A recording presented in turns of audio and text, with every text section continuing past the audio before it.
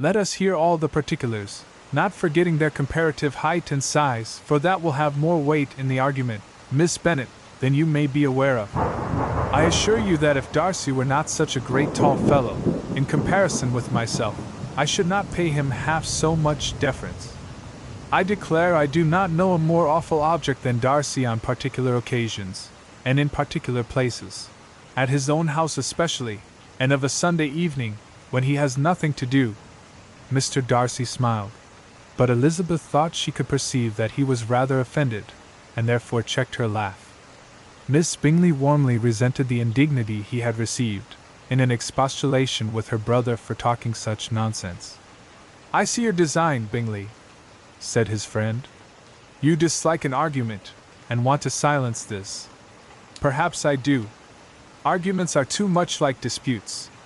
If you and Miss Bennet will defer yours till I am out of the room, I shall be very thankful, and then you may say whatever you like of me."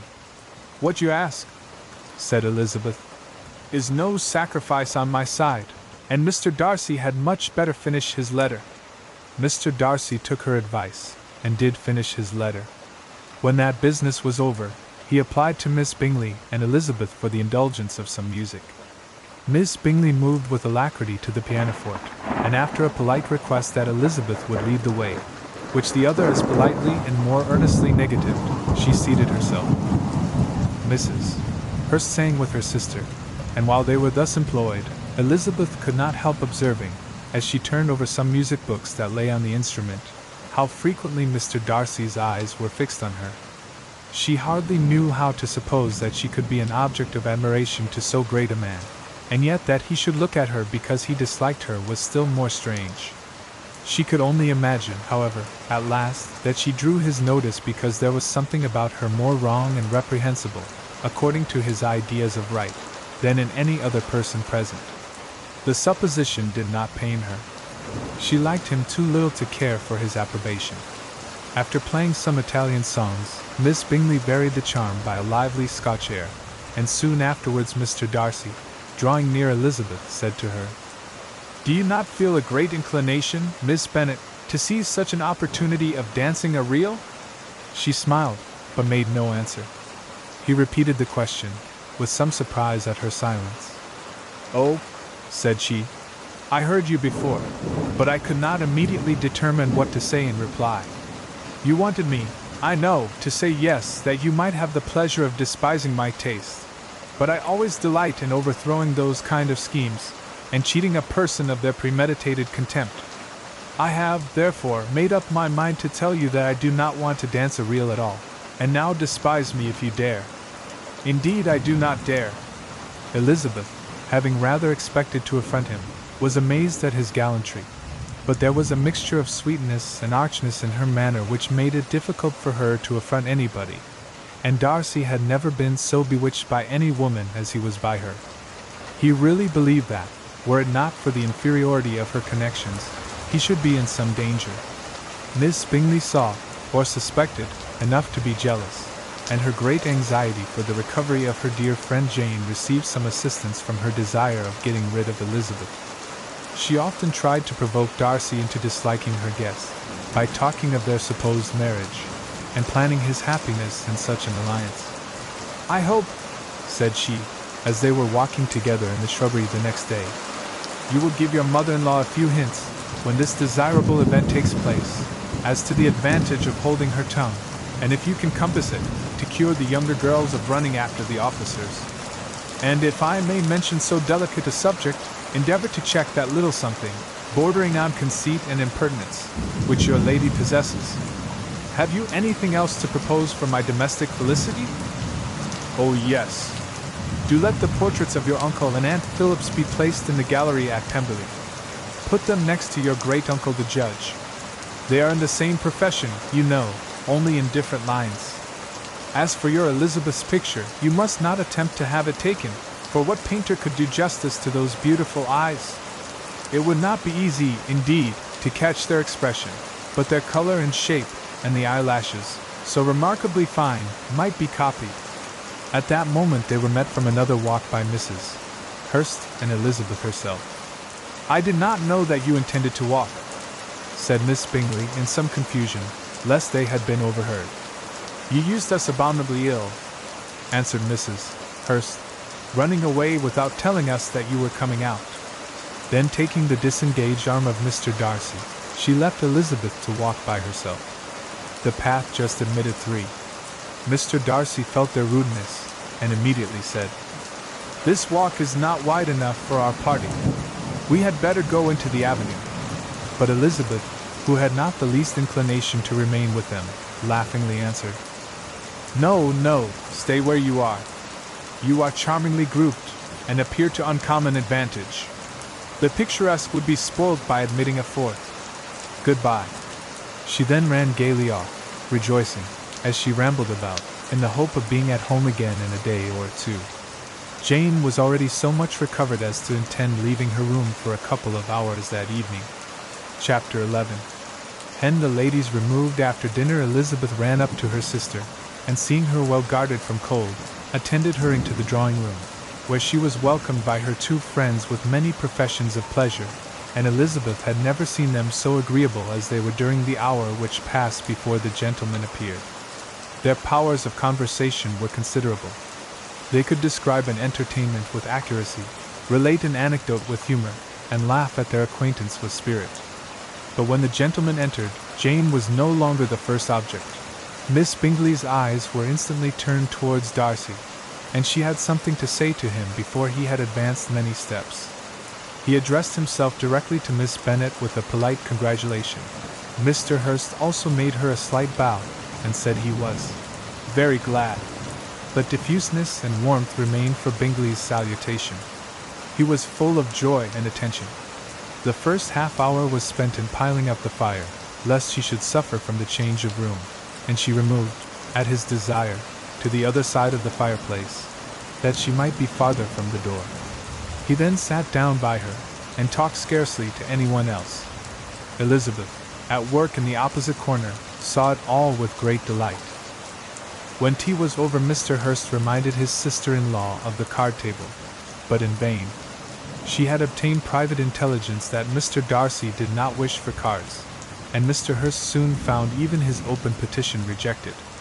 She assured him that no one intended to play, and the silence of the whole party on the subject seemed to justify her. Mr. Hurst had, therefore, nothing to do but to stretch himself on one of the sofas and go to sleep. Darcy took up a book. Miss Bingley did the same, and Mrs.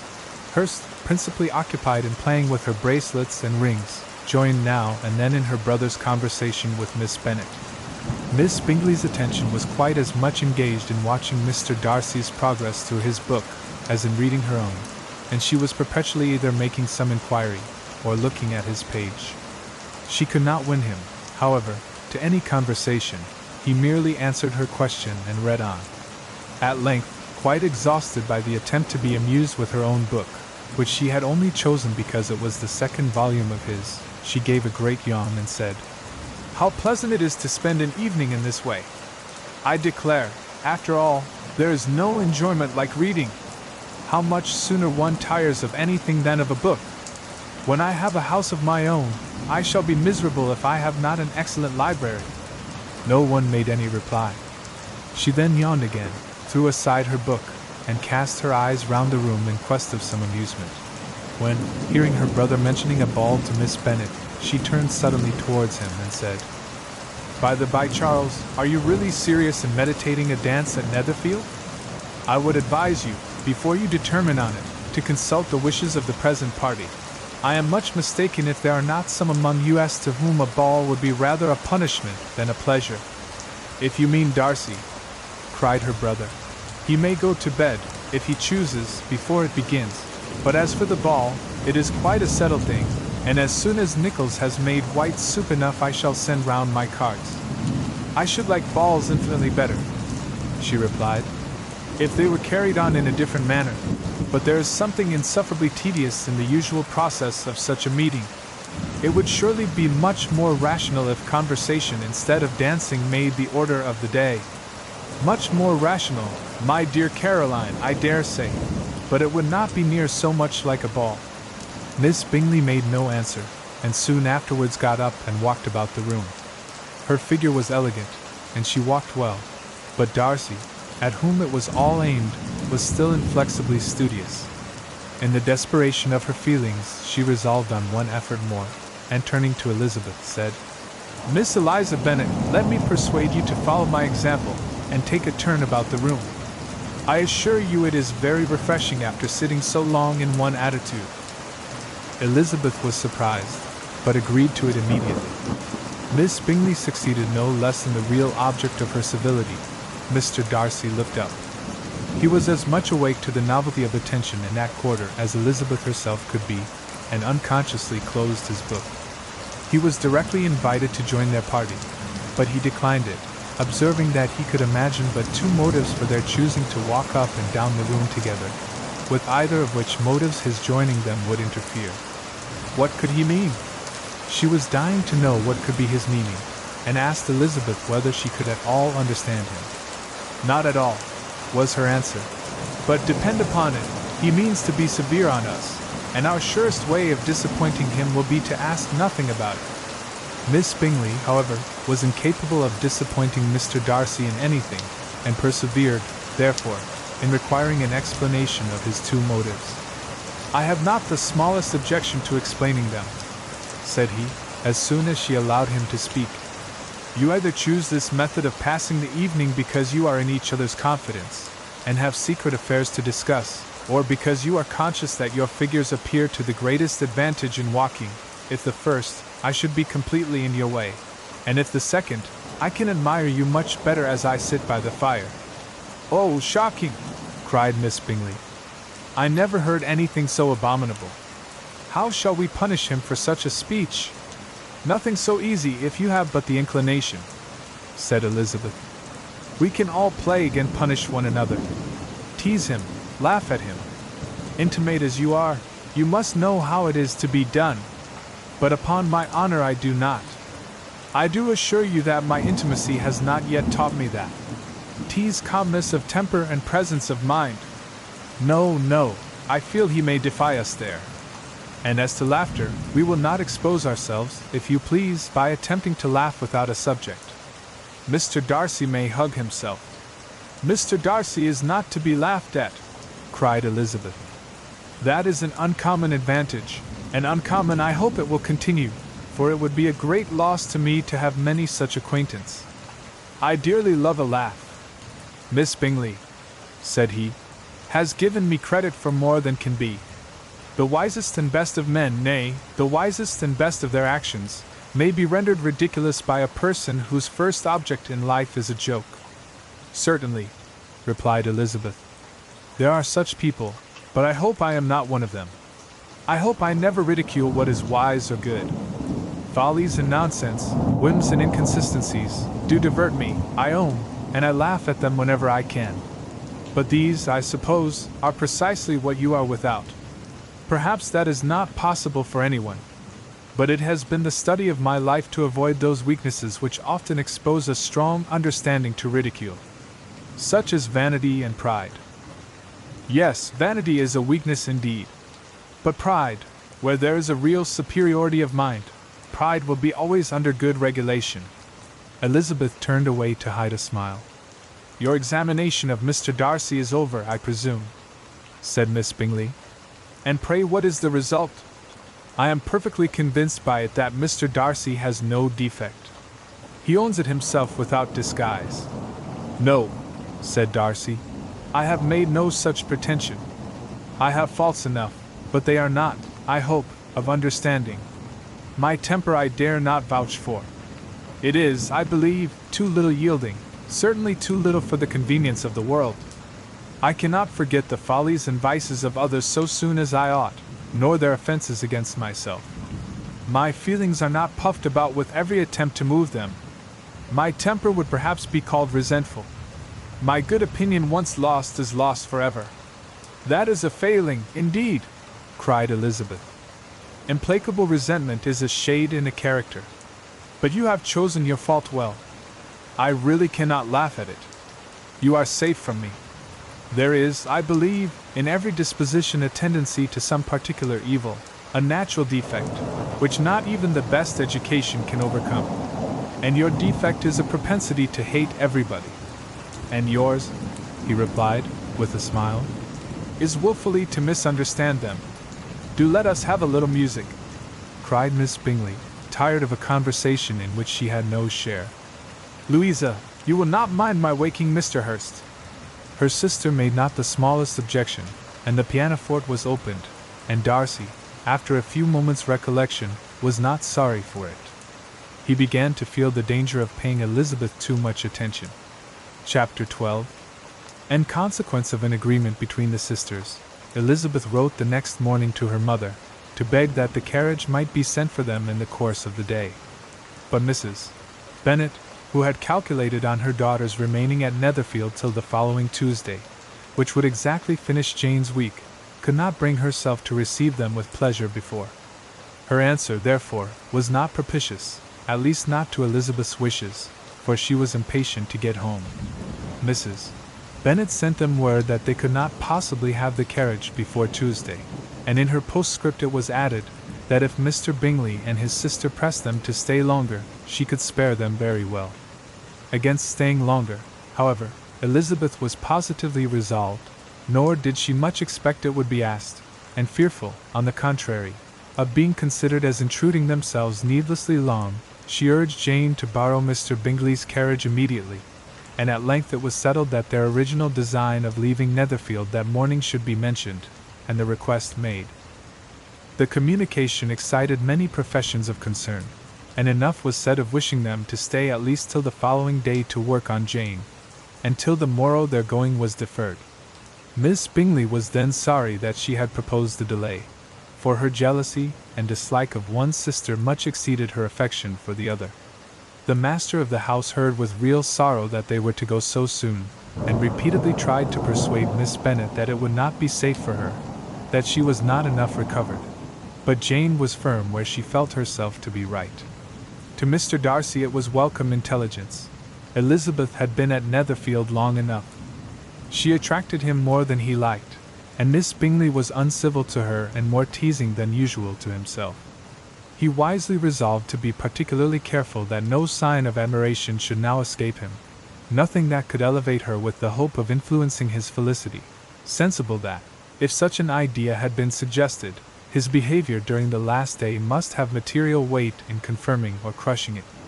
Steady to his purpose, he scarcely spoke 10 words to her through the whole of Saturday, and though they were at one time left by themselves for half an hour, he adhered most conscientiously to his book, and would not even look at her. On Sunday, after morning service, the separation, so agreeable to almost all, took place. Miss Bingley's civility to Elizabeth increased at last very rapidly, as well as her affection for Jane, and when they parted, after assuring the latter of the pleasure it would always give her to see her either at Longbourn or Netherfield, and embracing her most tenderly, she even shook hands with the former. Elizabeth took leave of the whole party in the liveliest spirits. They were not welcomed home very cordially by their mother. Mrs. Bennet wondered at their coming, and thought them very wrong to give so much trouble, and was sure Jane would have caught cold again. But their father, though very laconic in his expressions of pleasure, was really glad to see them. He had felt their importance in the family circle. The evening conversation, when they were all assembled, had lost much of its animation, and almost all its sense, by the absence of Jane and Elizabeth. They found Mary, as usual, deep in the study of thorough base and human nature, and had some new extracts to admire, and some new observations of threadbare morality to listen to. Catherine and Lydia had information for them of a different sort. Much had been done, and much had been said in the regiment since the preceding Wednesday. Several of the officers had dined lately with their uncle, a private had been flogged, and it had actually been hinted that Colonel Forster was going to be married. Chapter 13.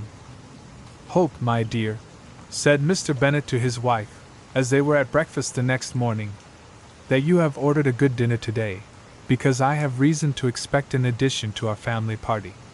Who do you mean, my dear?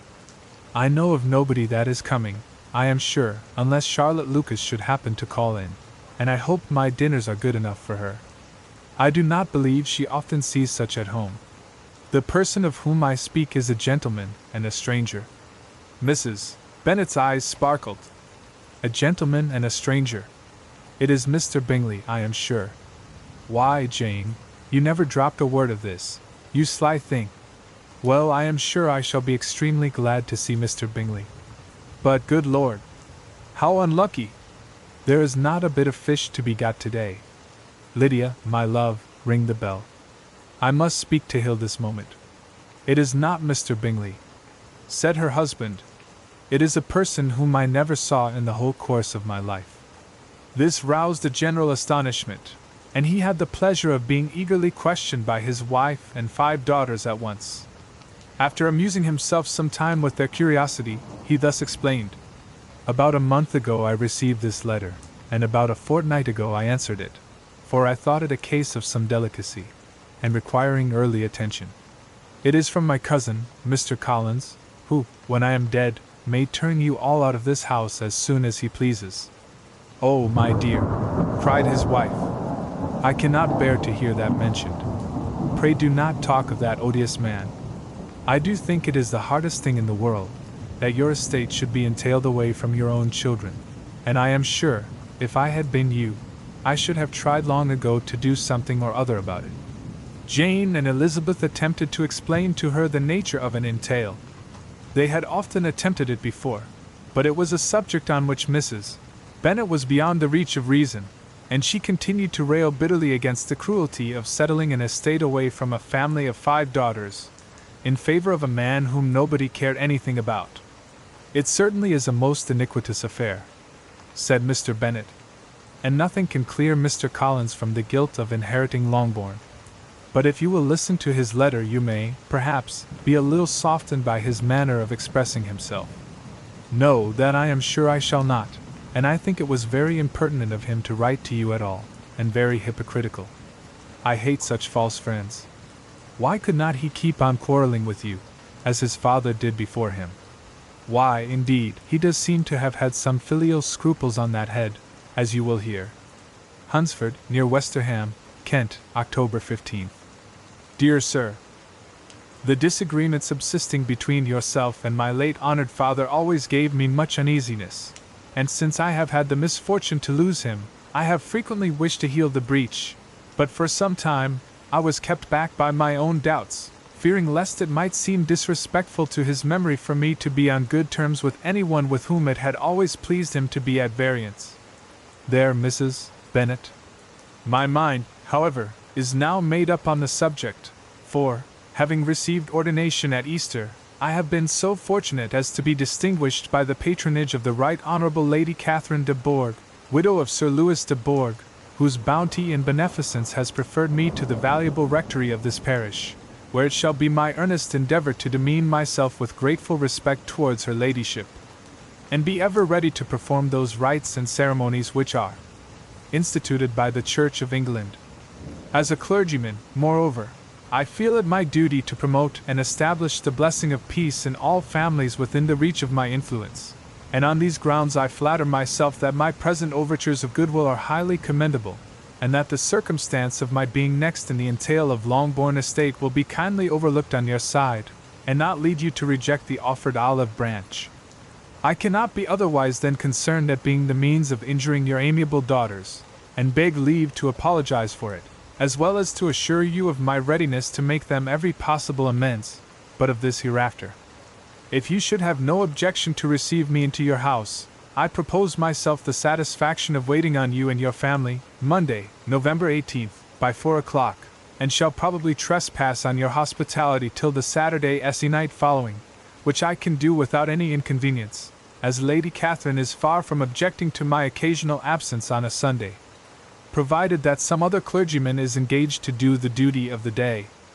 I remain, dear sir, with respectful compliments to your lady and daughters, your well-wisher and friend, William Collins. William Collins.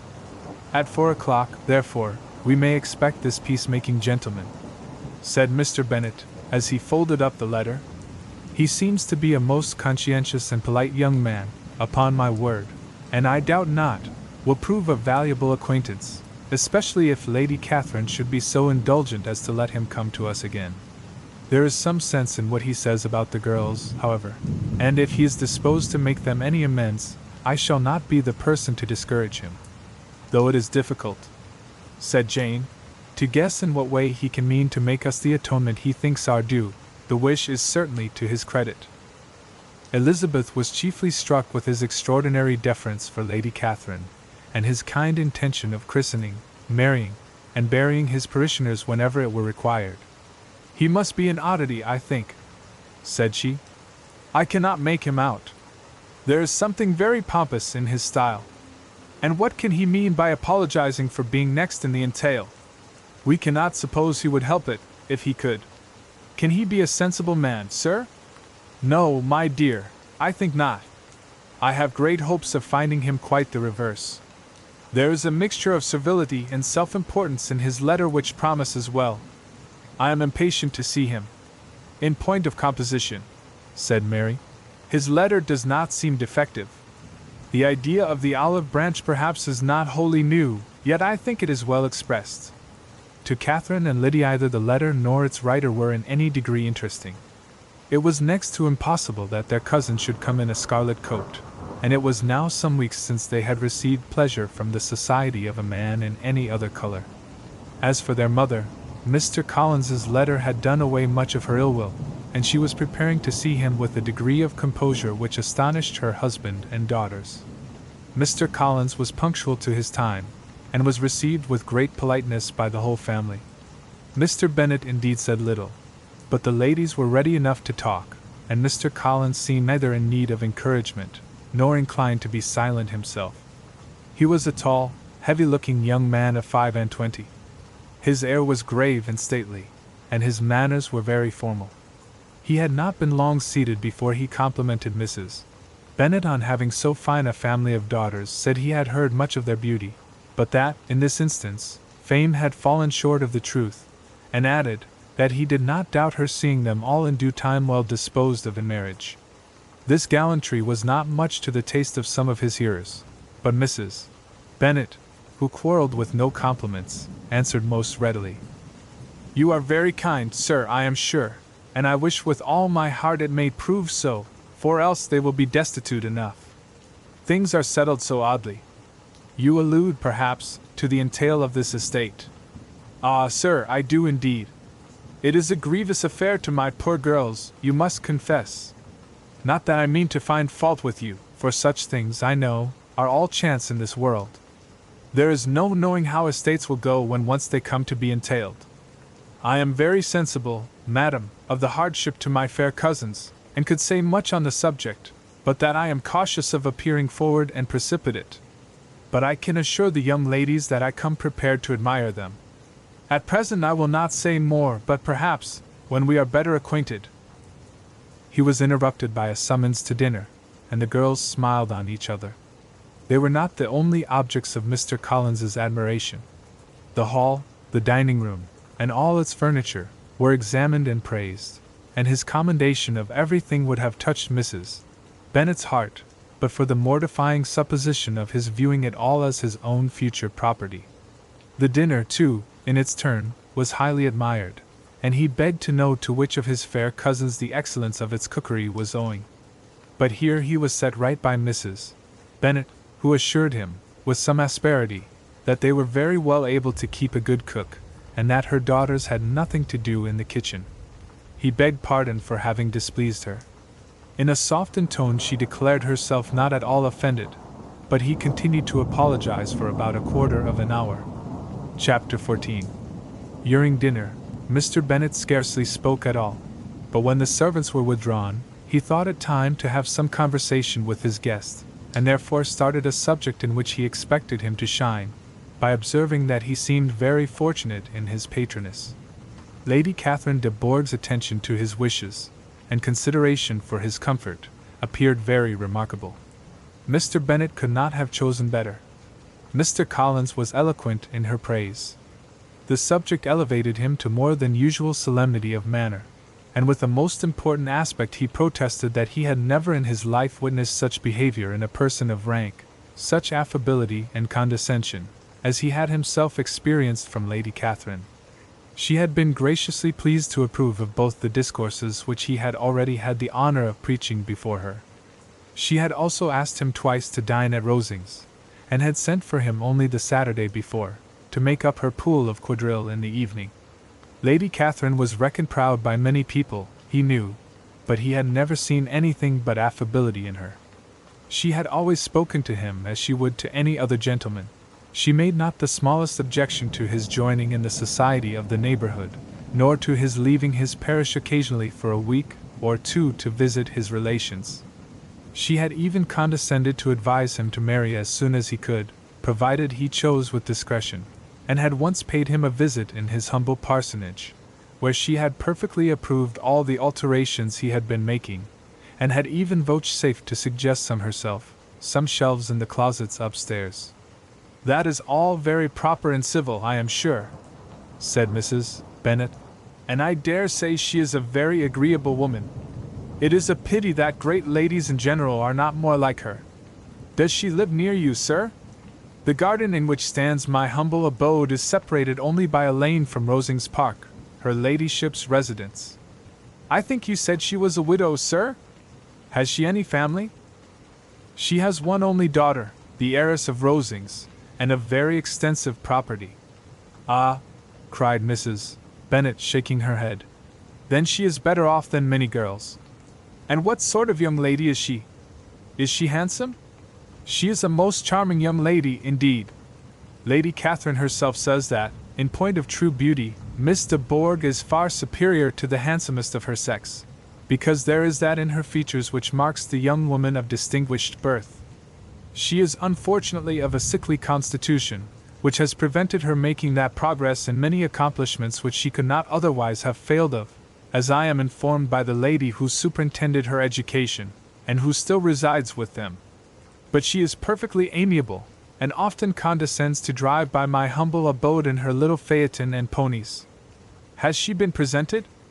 I do not remember her name among the ladies at court. Her indifferent state of health unhappily prevents her being in town, and by that means, as I told Lady Catherine myself one day, has deprived the British court of its brightest ornament.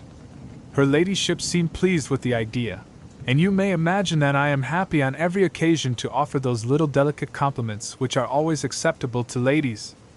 I have more than once observed to Lady Catherine that her charming daughter seemed born to be a duchess, and that the most elevated rank, instead of giving her consequence, would be adorned by her. These are the kind of little things which please her ladyship, and it is a sort of attention which I conceive myself peculiarly bound to pay." "You judge very properly," said Mr. Bennet, "and it is happy for you that you possess the talent of flattering with delicacy. May I ask whether these pleasing attentions proceed from the impulse of the moment, or are the result of previous study?" "They arise chiefly from what is passing at the time, and though I sometimes amuse myself with suggesting and arranging such little elegant compliments as may be adapted to ordinary occasions, I always wish to give them as unstudied an air as possible." Mr. Bennet's expectations were fully answered. His cousin was as absurd as he had hoped, and he listened to him with the keenest enjoyment, maintaining at the same time the most resolute composure of countenance, and except in an occasional glance at Elizabeth, requiring no partner in his pleasure. By tea time, however, the dose had been enough, and Mr. Bennet was glad to take his guest into the drawing-room again, and when tea was over, glad to invite him to read aloud to the ladies. Mr. Collins readily assented, and a book was produced. But on beholding it, for everything announced it to be from a circulating library, he started back, and begging pardon, protested that he never read novels. Kitty stared at him, and Lydia exclaimed. Other books were produced, and after some deliberation he chose Fordyce's Sermons. Lydia gaped as he opened the volume, and before he had, with very monotonous solemnity, read 3 pages, she interrupted him with, "Do you know, Mamma, that my Uncle Phillips talks of turning away Richard? And if he does, Colonel Forster will hire him. My aunt told me so herself on Saturday. I shall walk to Meryton tomorrow to hear more about it, and to ask when Mr. Denny comes back from town." Lydia was bid by her 2 eldest sisters to hold her tongue, but Mr. Collins, much offended, laid aside his book, and said, "I have often observed how little young ladies are interested by books of a serious stamp, though written solely for their benefit. It amazes me, I confess, for certainly there can be nothing so advantageous to them as instruction. But I will no longer importune my young cousin." Then, turning to Mr. Bennet, he offered himself as his antagonist at backgammon. Mr. Bennet accepted the challenge, observing that he acted very wisely in leaving the girls to their own trifling amusements. Mrs.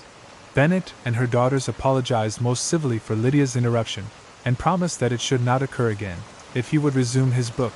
But Mr. Collins, after assuring them that he bore his young cousin no ill will, and should never resent her behavior as any affront, seated himself at another table with Mr. Bennet, and prepared for backgammon. Chapter 15. R. Collins was not a sensible man, and the deficiency of nature had been but little assisted by education or society, the greatest part of his life having been spent under the guidance of an illiterate and miserly father, and though he belonged to one of the universities, he had merely kept the necessary terms without forming at it any useful acquaintance. The subjection in which his father had brought him up had given him originally great humility of manner, but it was now a good deal counteracted by the self-conceit of a weak head, living in retirement, and the consequential feelings of early and unexpected prosperity. A fortunate chance had recommended him to Lady Catherine de Bourgh when the living of Hunsford was vacant, and the respect which he felt for her high rank, and his veneration for her as his patroness, mingling with a very good opinion of himself, of his authority as a clergyman, and his right as a rector, made him altogether a mixture of pride and obsequiousness, self-importance and humility. Having now a good house and a very sufficient income, he intended to marry, and in seeking a reconciliation with the Longbourn family he had a wife in view, as he meant to choose one of the daughters, if he found them as handsome and amiable as they were represented by common report. This was his plan of amends, of atonement, for inheriting their father's estate, and he thought it an excellent one, full of eligibility and suitableness, and excessively generous and disinterested on his own part. His plan did not vary on seeing them. Miss Bennet's lovely face confirmed his views, and established all his strictest notions of what was due to seniority, and for the first evening she was his settled choice. The next morning, however, made an alteration, for in a quarter of an hour's tete-a-tete with Mrs. Bennet before breakfast, a conversation beginning with his parsonage house, and leading naturally to the avowal of his hopes that a mistress for it might be found at Longbourn, produced from her, amid very complaisant smiles and general encouragement, a caution against the very Jane he had fixed on. As to her younger daughters, she could not take upon her to say, she could not positively answer, but she did not know of any prepossession. Her eldest daughter she must just mention, she felt it incumbent on her to hint, was likely to be very soon engaged. Mr. Collins had only to change from Jane to Elizabeth, and it was soon done while Mrs. Bennet was stirring the fire. Elizabeth, equally next to Jane in birth and beauty, succeeded her of course. Mrs. Bennet treasured up the hint, and trusted that she might soon have 2 daughters married, and the man whom she could not bear to speak of the day before, was now high in her good graces. Lydia's intention of walking to Meryton was not forgotten. Every sister except Mary agreed to go with her, and Mr. Collins was to attend them, at the request of Mr. Bennet, who was most anxious to get rid of him, and have his library to himself, for thither Mr. Collins had followed him after breakfast, and there he would continue, nominally engaged with one of the largest folios in the collection, but really talking to Mr. Bennet, with little cessation, of his house and garden at Hunsford. Such doings discomposed Mr. Bennet exceedingly.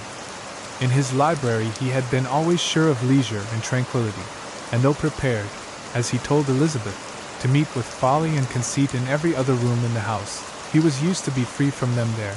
His civility, therefore, was most prompt in inviting Mr. Collins to join his daughters in their walk, and Mr. Collins, being in fact much better fitted for a walker than a reader, was extremely well pleased to close his large book, and go. In pompous nothings on his side, and civil assents on that of his cousins, their time passed till they entered Meryton.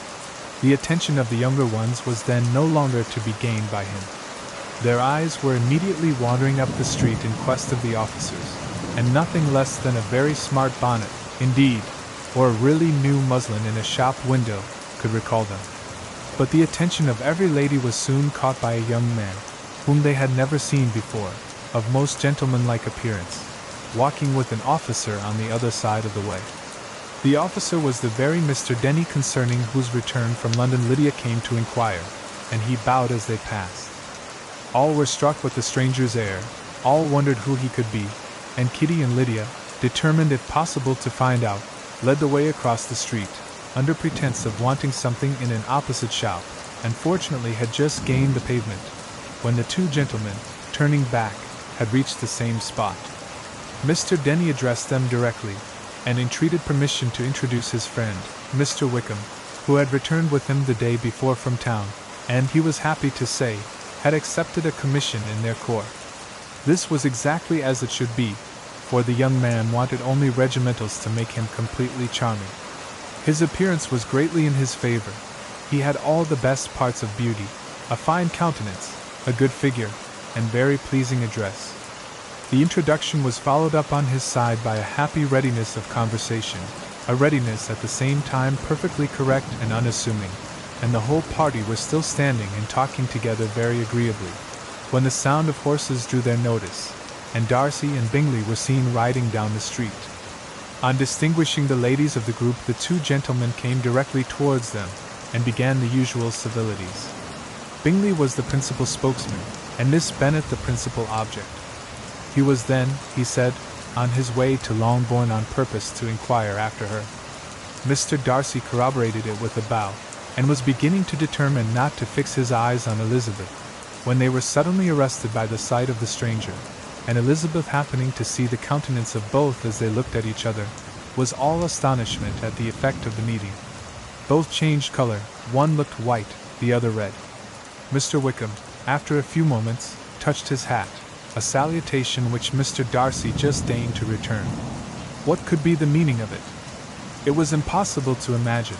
It was impossible not to long to know. In another minute Mr. Bingley, but without seeming to have noticed what passed, took leave and rode on with his friend. Mr. Denny and Mr. Wickham walked with the young ladies to the door of Mr. Phillips's house, and then made their bows, in spite of Miss Lydia's pressing entreaties that they would come in, and even in spite of Mrs. Phillips's throwing up the parlor window, and loudly seconding the invitation. Mrs.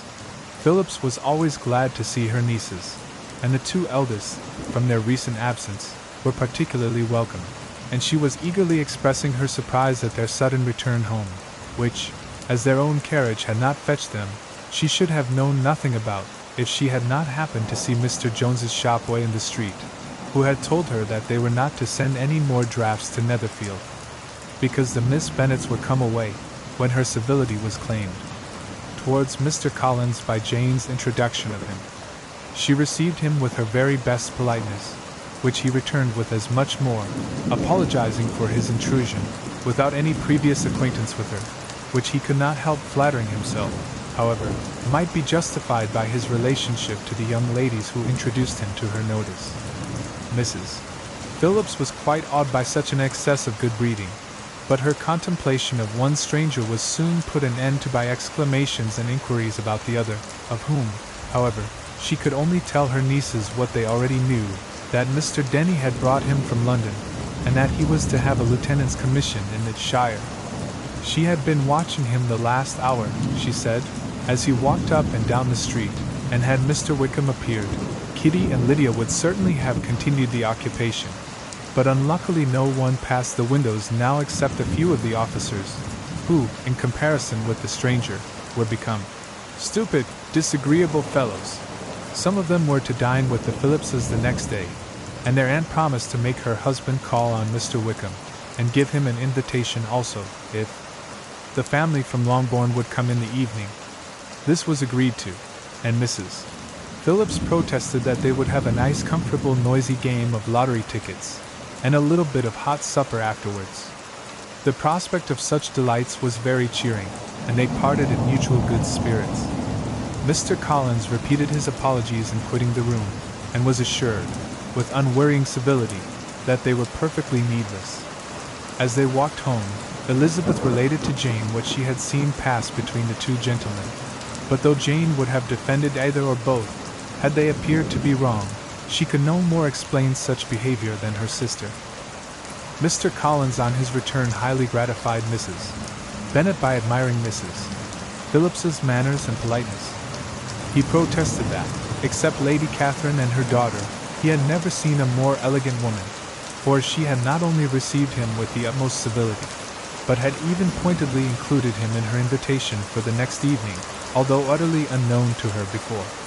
Something, he supposed, might be attributed to his connection with them, but yet he had never met with so much attention in the whole course of his life. Chapter 16. As no objection was made to the young people's engagement with their aunt, and all Mr. Collins's scruples of leaving Mr. and Mrs. Bennet for a single evening during his visit were most steadily resisted, the coach conveyed him and his 5 cousins at a suitable hour to Meryton, and the girls had the pleasure of hearing, as they entered the drawing-room, that Mr. Wickham had accepted their uncle's invitation, and was then in the house. When this information was given, and they had all taken their seats, Mr. Collins was at leisure to look around him and admire, and he was so much struck with the size and furniture of the apartment, that he declared he might almost have supposed himself in the small summer breakfast parlor at Rosings, a comparison that did not at first convey much gratification, but when Mrs.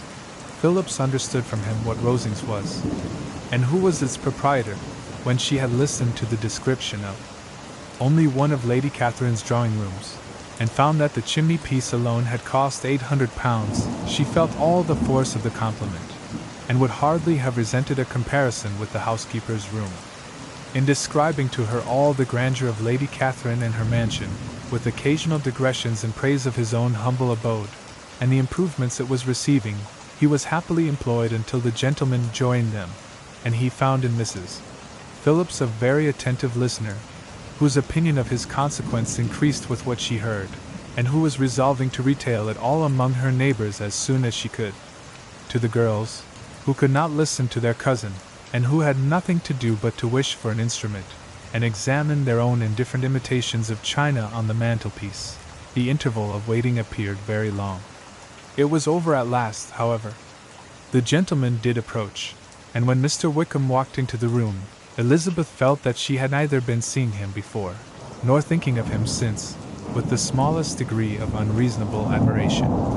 The officers of the shire were in general a very creditable, gentlemanlike set, and the best of them were of the present party. But Mr. Wickham was as far beyond them all in person, countenance, air, and walk, as they were superior to the broad-faced stuffy Uncle Phillips, breathing port wine, who followed them into the room.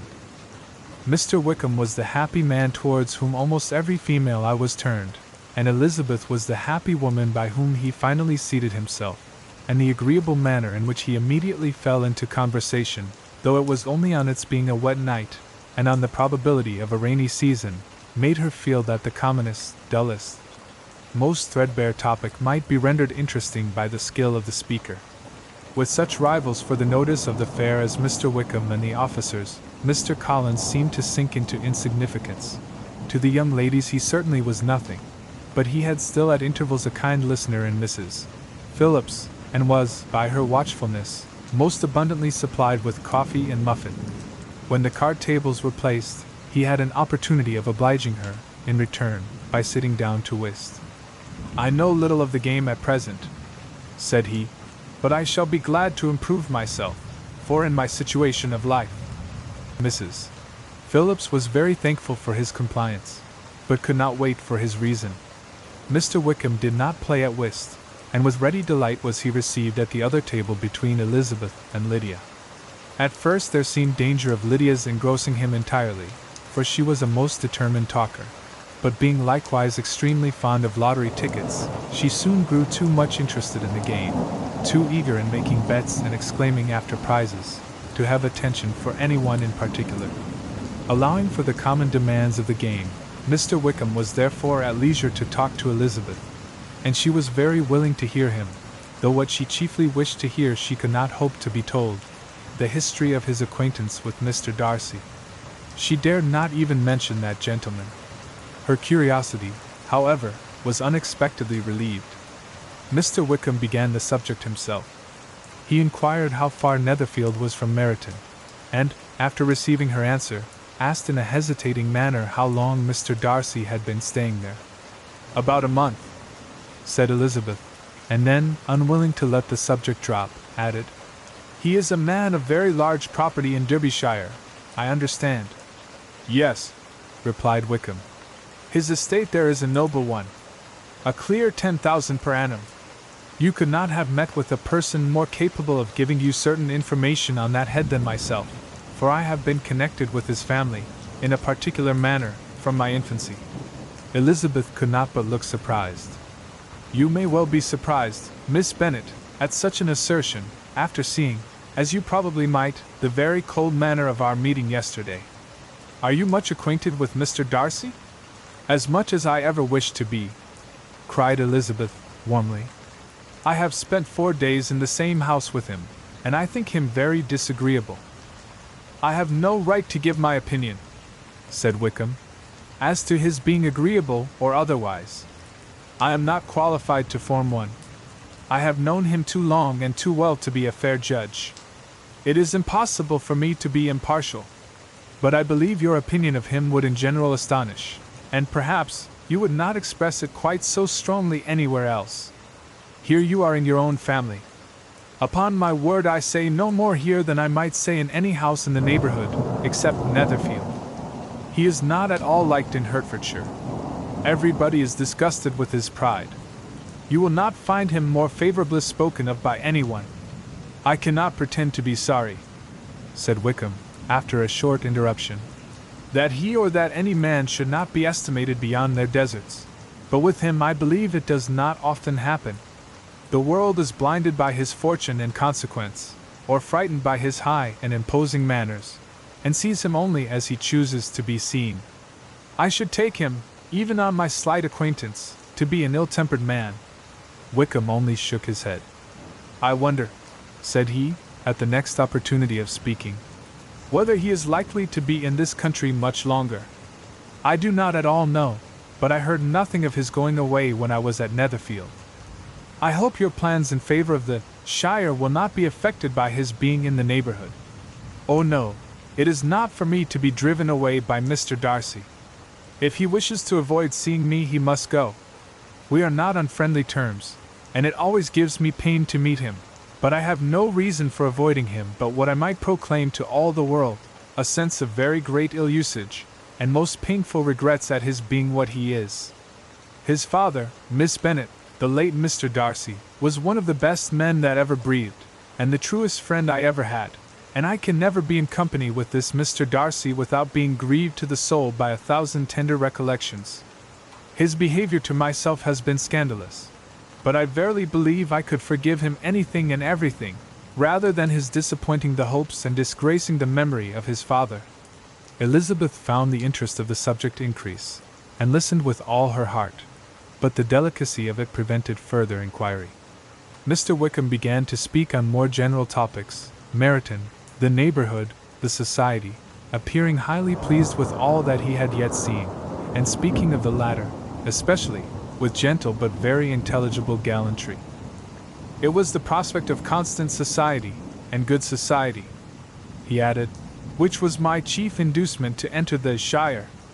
I know it to be a most respectable, agreeable corps, and my friend Denny tempted me further by his account of their present quarters, and the very great attentions and excellent acquaintance Meryton had procured them. Society, I own, is necessary to me. I have been a disappointed man, and my spirits will not bear solitude. I must have employment and society. A military life is not what I was intended for, but circumstances have now made it eligible. The church ought to have been my profession. I was brought up for the church, and I should at this time have been in possession of a most valuable living, had it pleased the gentleman we were speaking of just now." "Indeed?" "Yes, the late Mr. Darcy bequeathed me the next presentation of the best living in his gift. He was my godfather, and excessively attached to me. I cannot do justice to his kindness. He meant to provide for me amply, and thought he had done it, but when the living fell, it was given elsewhere." "Good heavens!" cried Elizabeth. "But how could that be? How could his will be disregarded? Why did not you seek legal redress?" There was just such an informality in the terms of the bequest as to give me no hope from law. A man of honor could not have doubted the intention, but Mr. Darcy chose to doubt it, or to treat it as a merely conditional recommendation, and to assert that I had forfeited all claim to it by extravagance, imprudence, in short, anything or nothing. Certain it is that the living became vacant 2 years ago, exactly as I was of an age to hold it, and that it was given to another man, and no less certain is it, that I cannot accuse myself of having really done anything to deserve to lose it. I have a warm, unguarded temper, and I may perhaps have sometimes spoken my opinion of him, and to him, too freely. I can recall nothing worse. But the fact is, that we are very different sort of men, and that he hates me. This is quite shocking. He deserves to be publicly disgraced. Some time or other he will be, but it shall not be by me. Till I can forget his father, I can never defy or expose him. Elizabeth honored him for such feelings, and thought him handsomer than ever, as he expressed them. But what, said she, after a pause, can have been his motive? What can have induced him to behave so cruelly? A thorough, determined dislike of me, a dislike which I cannot but attribute in some measure to jealousy. Had the late Mr. Darcy liked me less, his son might have borne with me better, but his father's uncommon attachment to me irritated him, I believe, very early in life. He had not a temper to bear the sort of competition in which we stood, the sort of preference which was often given me. I had not thought Mr. Darcy so bad as this. Though I have never liked him, I had not thought so very ill of him. I had supposed him to be despising his fellow creatures in general, but did not suspect him of descending to such malicious revenge, such injustice, such inhumanity as this. After a few minutes' reflection, however, she continued, I do remember his boasting one day, at Netherfield, of the implacability of his resentments, of his having an unforgiving temper. His disposition must be dreadful. I will not trust myself on the subject, replied Wickham. I can hardly be just to him. Elizabeth was again deep in thought, and after a time exclaimed, To treat in such a manner the godson, the friend, the favorite of his father! She could have added, a young man, too, like you, whose very countenance may vouch for your being amiable, but she contented herself with, and one, too, who had probably been his own companion from childhood, connected together, as I think you said, in the closest manner. We were born in the same parish, within the same park, the greatest part of our youth was passed together, inmates of the same house, sharing the same amusements, objects of the same parental care. My father began life in the profession which your uncle, Mr. Phillips, appears to do so much credit to, but he gave up everything to be of use to the late Mr. Darcy, and devoted all his time to the care of the Pemberley property. He was most highly esteemed by Mr. Darcy, a most intimate, confidential friend. Mr. Darcy often acknowledged himself to be under the greatest obligations to my father's active superintendence, and when, immediately before my father's death, Mr. Darcy gave him a voluntary promise of providing for me, I am convinced that he felt it to be as much a debt of gratitude to him as of affection to myself. How strange! Cried Elizabeth. How abominable! I wonder that the very pride of this Mr. Darcy has not made him just to you. If from no better motive, that he should not have been too proud to be dishonest, for dishonesty I must call it. It is wonderful, replied Wickham, for almost all his actions may be traced to pride, and pride has often been his best friend. It has connected him nearer with virtue than any other feeling. But we are none of us consistent, and in his behavior to me there were stronger impulses even than pride. Can such abominable pride as his have ever done him good? Yes, it has often led him to be liberal and generous, to give his money freely, to display hospitality, to assist his tenants, and relieve the poor. Family pride, and filial pride, for he is very proud of what his father was, have done this. Not to appear to disgrace his family, to degenerate from the popular qualities, or lose the influence of the Pemberley house, is a powerful motive. He has also brotherly pride, which, with some brotherly affection, makes him a very kind and careful guardian of his sister, and you will hear him generally cried up as the most attentive and best of brothers. What sort of a girl is Miss Darcy? He shook his head. I wish I could call her amiable. It gives me pain to speak ill of the Darcy, but she is too much like her brother, very, very proud. As a child, she was affectionate and pleasing, and extremely fond of me, and I have devoted hours and hours to her amusement. But she is nothing to me now. She is a handsome girl, about 15 or 16, and I understand highly accomplished. Since her father's death her home has been London, where a lady lives with her, and superintends her education. After many pauses and many trials of other subjects, Elizabeth could not help reverting once more to the first, and saying, I am astonished at his intimacy with Mr. Bingley. How can Mr. Bingley, who seems good humour itself, and is, I really believe, truly amiable, be in friendship with such a man? How can they suit each other?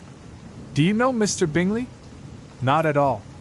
He is a sweet-tempered, amiable, charming man. He cannot know what Mr. Darcy is. Probably not, but Mr. Darcy can please where he chooses. He does not want abilities. He can be a conversable companion if he thinks it worth his while. Among those who are at all his equals in consequence, he is a very different man from what he is to the less prosperous. His pride never deserts him, but with the rich he is liberal-minded, just, sincere, rational, honorable, and perhaps agreeable, allowing something for fortune and figure. The whist party soon afterwards breaking up, the players gathered round the other table, and Mr. Collins took his station between his cousin Elizabeth and Mrs. Phillips. The usual inquiries as to his success were made by the latter. It had not been very great. He had lost every point, but when Mrs. Phillips began to express her concern thereupon, he assured her, with much earnest gravity, that it was not of the least importance, that he considered the money as a mere trifle, and begged she would not make herself uneasy. I know very well, madam, said he, that when persons sit down to a card table they must take their chance of these things, and happily I am not in such circumstances as to make 5 shillings any object. There are, undoubtedly, many who could not say the same, but thanks to Lady Catherine de Bourgh, I am removed far beyond the necessity of regarding little matters. Mr. Wickham's attention was caught, and after observing Mr. Collins for a few moments, he asked Elizabeth in a low voice whether her relations were very intimately acquainted with the family of de Bourgh. Lady Catherine de Bourgh, she replied, has very lately given him a living. I hardly know how Mr. Collins was first introduced to her notice, but he certainly has not known her long.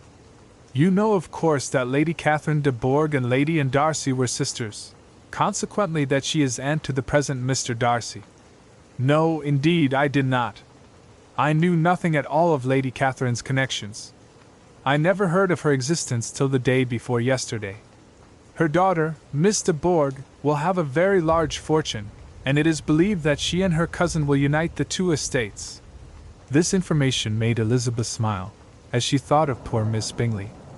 Vain indeed must be all her attentions, vain and useless her affection for his sister, and her praise of himself, if he were already self-destined to another. Mr. Collins, said she, speaks highly both of Lady Catherine and her daughter, but from some particulars that he has related of her ladyship, I suspect his gratitude misleads him, and that, in spite of her being his patroness, she is an arrogant, conceited woman. I believe her to be both in a great degree, replied Wickham. I have not seen her for many years, but I very well remember that I never liked her, and that her manners were dictatorial and insolent. She has the reputation of being remarkably sensible and clever, but I rather believe she derives part of her abilities from her rank and fortune, part from her authoritative manner, and the rest from the pride of her nephew, who chooses that everyone connected with him should have an understanding of the first class.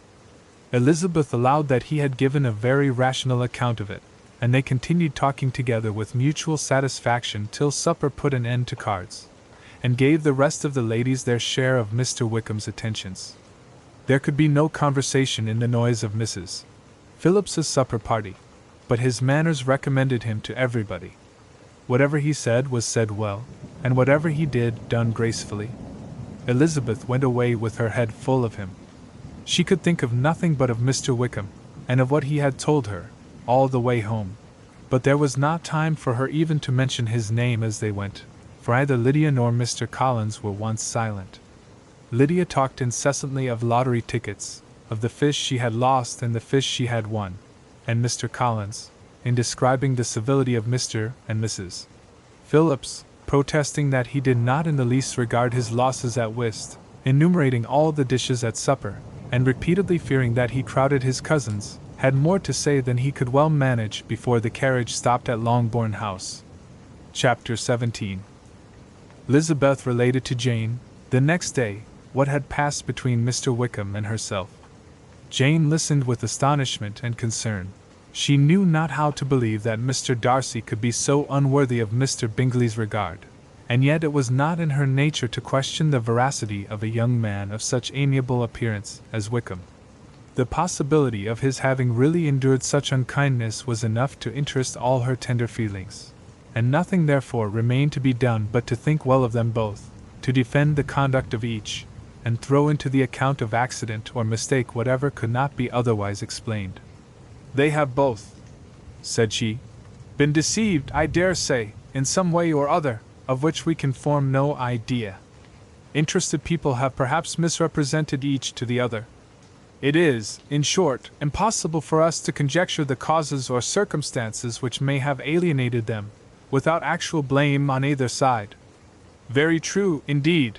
And now, my dear Jane, what have you got to say in behalf of the interested people who have probably been concerned in the business? Do clear them, too, or we shall be obliged to think ill of somebody. Laugh as much as you choose, but you will not laugh me out of my opinion. My dearest Lizzie, do but consider in what a disgraceful light it places Mr. Darcy, to be treating his father's favourite in such a manner, one whom his father had promised to provide for. It is impossible. No man of common humanity, no man who had any value for his character, could be capable of it. Can his most intimate friends be so excessively deceived in him? Oh no. I can much more easily believe Mr. Bingley's being imposed on than that Mr. Wickham should invent such a history of himself as he gave me last night, names, facts, everything mentioned without ceremony. If it be not so, let Mr. Darcy contradict it. Besides, there was truth in his looks. It is difficult, indeed, it is distressing. One does not know what to think. I beg your pardon, one knows exactly what to think." But Jane could think with certainty on only one point, that Mr. Bingley, if he had been imposed on, would have much to suffer when the affair became public. The two young ladies were summoned from the shrubbery, where this conversation passed, by the arrival of some of the very persons of whom they had been speaking. Mr. Bingley and his sisters came to give their personal invitation for the long-expected ball at Netherfield, which was fixed for the following Tuesday. The two ladies were delighted to see their dear friend again, called it an age since they had met, and repeatedly asked what she had been doing with herself since their separation. To the rest of the family they paid little attention, avoiding Mrs. Bennet as much as possible, saying not much to Elizabeth, and nothing at all to the others. They were soon gone again, rising from their seats with an activity which took their brother by surprise, and hurrying off as if eager to escape from Mrs. Bennet's civilities. The prospect of the Netherfield ball was extremely agreeable to every female of the family. Mrs.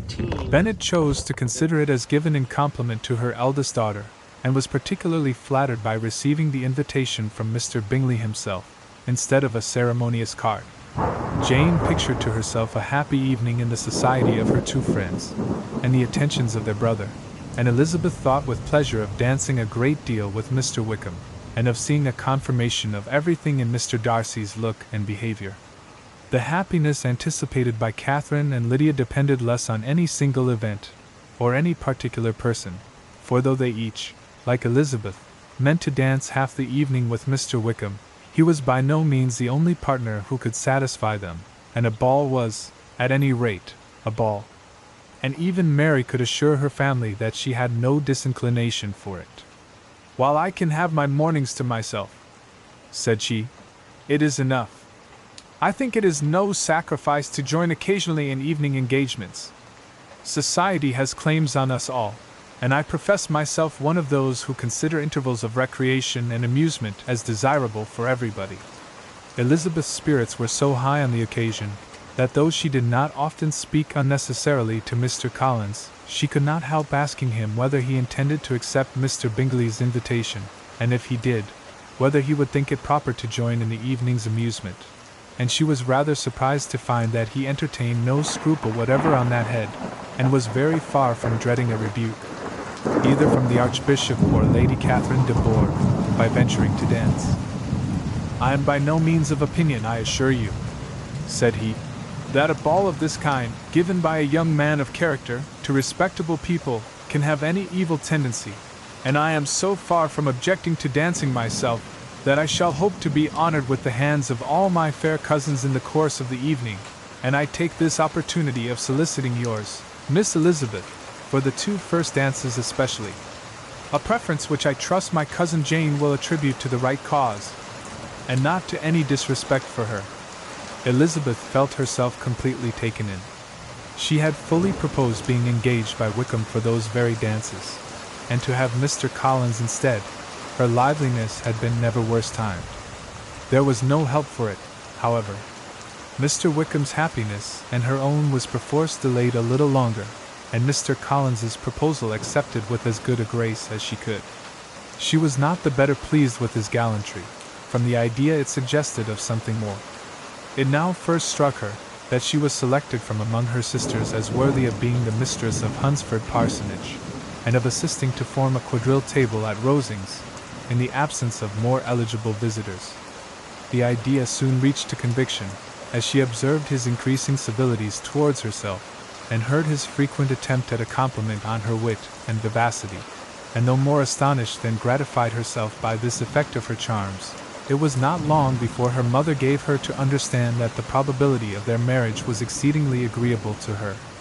Elizabeth, however, did not choose to take the hint, being well aware that a serious dispute must be the consequence of any reply.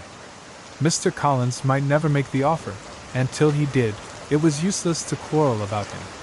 If there had not been a Netherfield ball to prepare for and talk of, the younger Miss Bennets would have been in a pitiable state at this time, for, from the day of the invitation to the day of the ball, there was such a succession of rain as prevented their walking to Meryton once. No aunt, no officers, no news could be sought after. The very churoses for Netherfield were got by proxy. Even Elizabeth might have found some trial of her patience in weather which totally suspended the improvement of her acquaintance with Mr. Wickham, and nothing less than a dance on Tuesday could have made such a Friday, Saturday, Sunday, and Monday endurable to Kitty and Lydia. Chapter 18. Ill Elizabeth entered the drawing-room at Netherfield, and looked in vain for Mr. Wickham among the cluster of red coats there assembled. A doubt of his being present had never occurred to her. The certainty of meeting him had not been checked by any of those recollections that might not unreasonably have alarmed her. She had dressed with more than usual care, and prepared in the highest spirits for the conquest of all that remained unsubdued of his heart, trusting that it was not more than might be won in the course of the evening. But in an instant arose the dreadful suspicion of his being purposely omitted, for Mr. Darcy's pleasure, in the Bingleys' invitation to the officers, and though this was not exactly the case, the absolute fact of his absence was pronounced by his friend Mr. Denny, to whom Lydia eagerly applied, and who told them that Wickham had been obliged to go to town on business the day before, and was not yet returned, adding, with a significant smile, "I do not imagine his business would have called him away just now, if he had not wished to avoid a certain gentleman here." This part of his intelligence, though unheard by Lydia, was caught by Elizabeth, and, as it assured her that Darcy was not less answerable for Wickham's absence than if her first surmise had been just, every feeling of displeasure against the former was so sharpened by immediate disappointment, that she could hardly reply with tolerable civility to the polite inquiries which he directly afterwards approached to make. Attention, forbearance, patience with Darcy, was injury to Wickham. She was resolved against any sort of conversation with him, and turned away with a degree of ill humor which she could not wholly surmount even in speaking to Mr. Bingley, whose blind partiality provoked her. But Elizabeth was not formed for ill humor, and though every prospect of her own was destroyed for the evening, it could not dwell long on her spirits, and having told all her griefs to Charlotte Lucas, whom she had not seen for a week, she was soon able to make a voluntary transition to the oddities of her cousin, and to point him out to her particular notice. The 2 first dances, however, brought a return of distress. They were dances of mortification. Mr. Collins, awkward and solemn, apologizing instead of attending, and often moving wrong without being aware of it, gave her all the shame and misery which a disagreeable partner for a couple of dances can give. The moment of her release from him was ecstasy. She danced next with an officer, and had the refreshment of talking of Wickham, and of hearing that he was universally liked. When those dances were over, she returned to Charlotte Lucas, and was in conversation with her, when she found herself suddenly addressed by Mr. Darcy, who took her so much by surprise in his application for her hand, that, without knowing what she did, she accepted him. He walked away again immediately, and she was left to fret over her own want of presence of mind. Charlotte tried to console her. "I dare say you will find him very agreeable." "Heaven forbid! That would be the greatest misfortune of all. To find a man agreeable whom one is determined to hate. Do not wish me such an evil." When the dancing recommenced, however, and Darcy approached to claim her hand, Charlotte could not help cautioning her, in a whisper, not to be a simpleton, and allow her fancy for Wickham to make her appear unpleasant in the eyes of a man oftentimes his consequence. Elizabeth made no answer, and took her place in the set, amazed at the dignity to which she was arrived in being allowed to stand opposite to Mr. Darcy, and reading in her neighbors' looks their equal amazement in beholding it.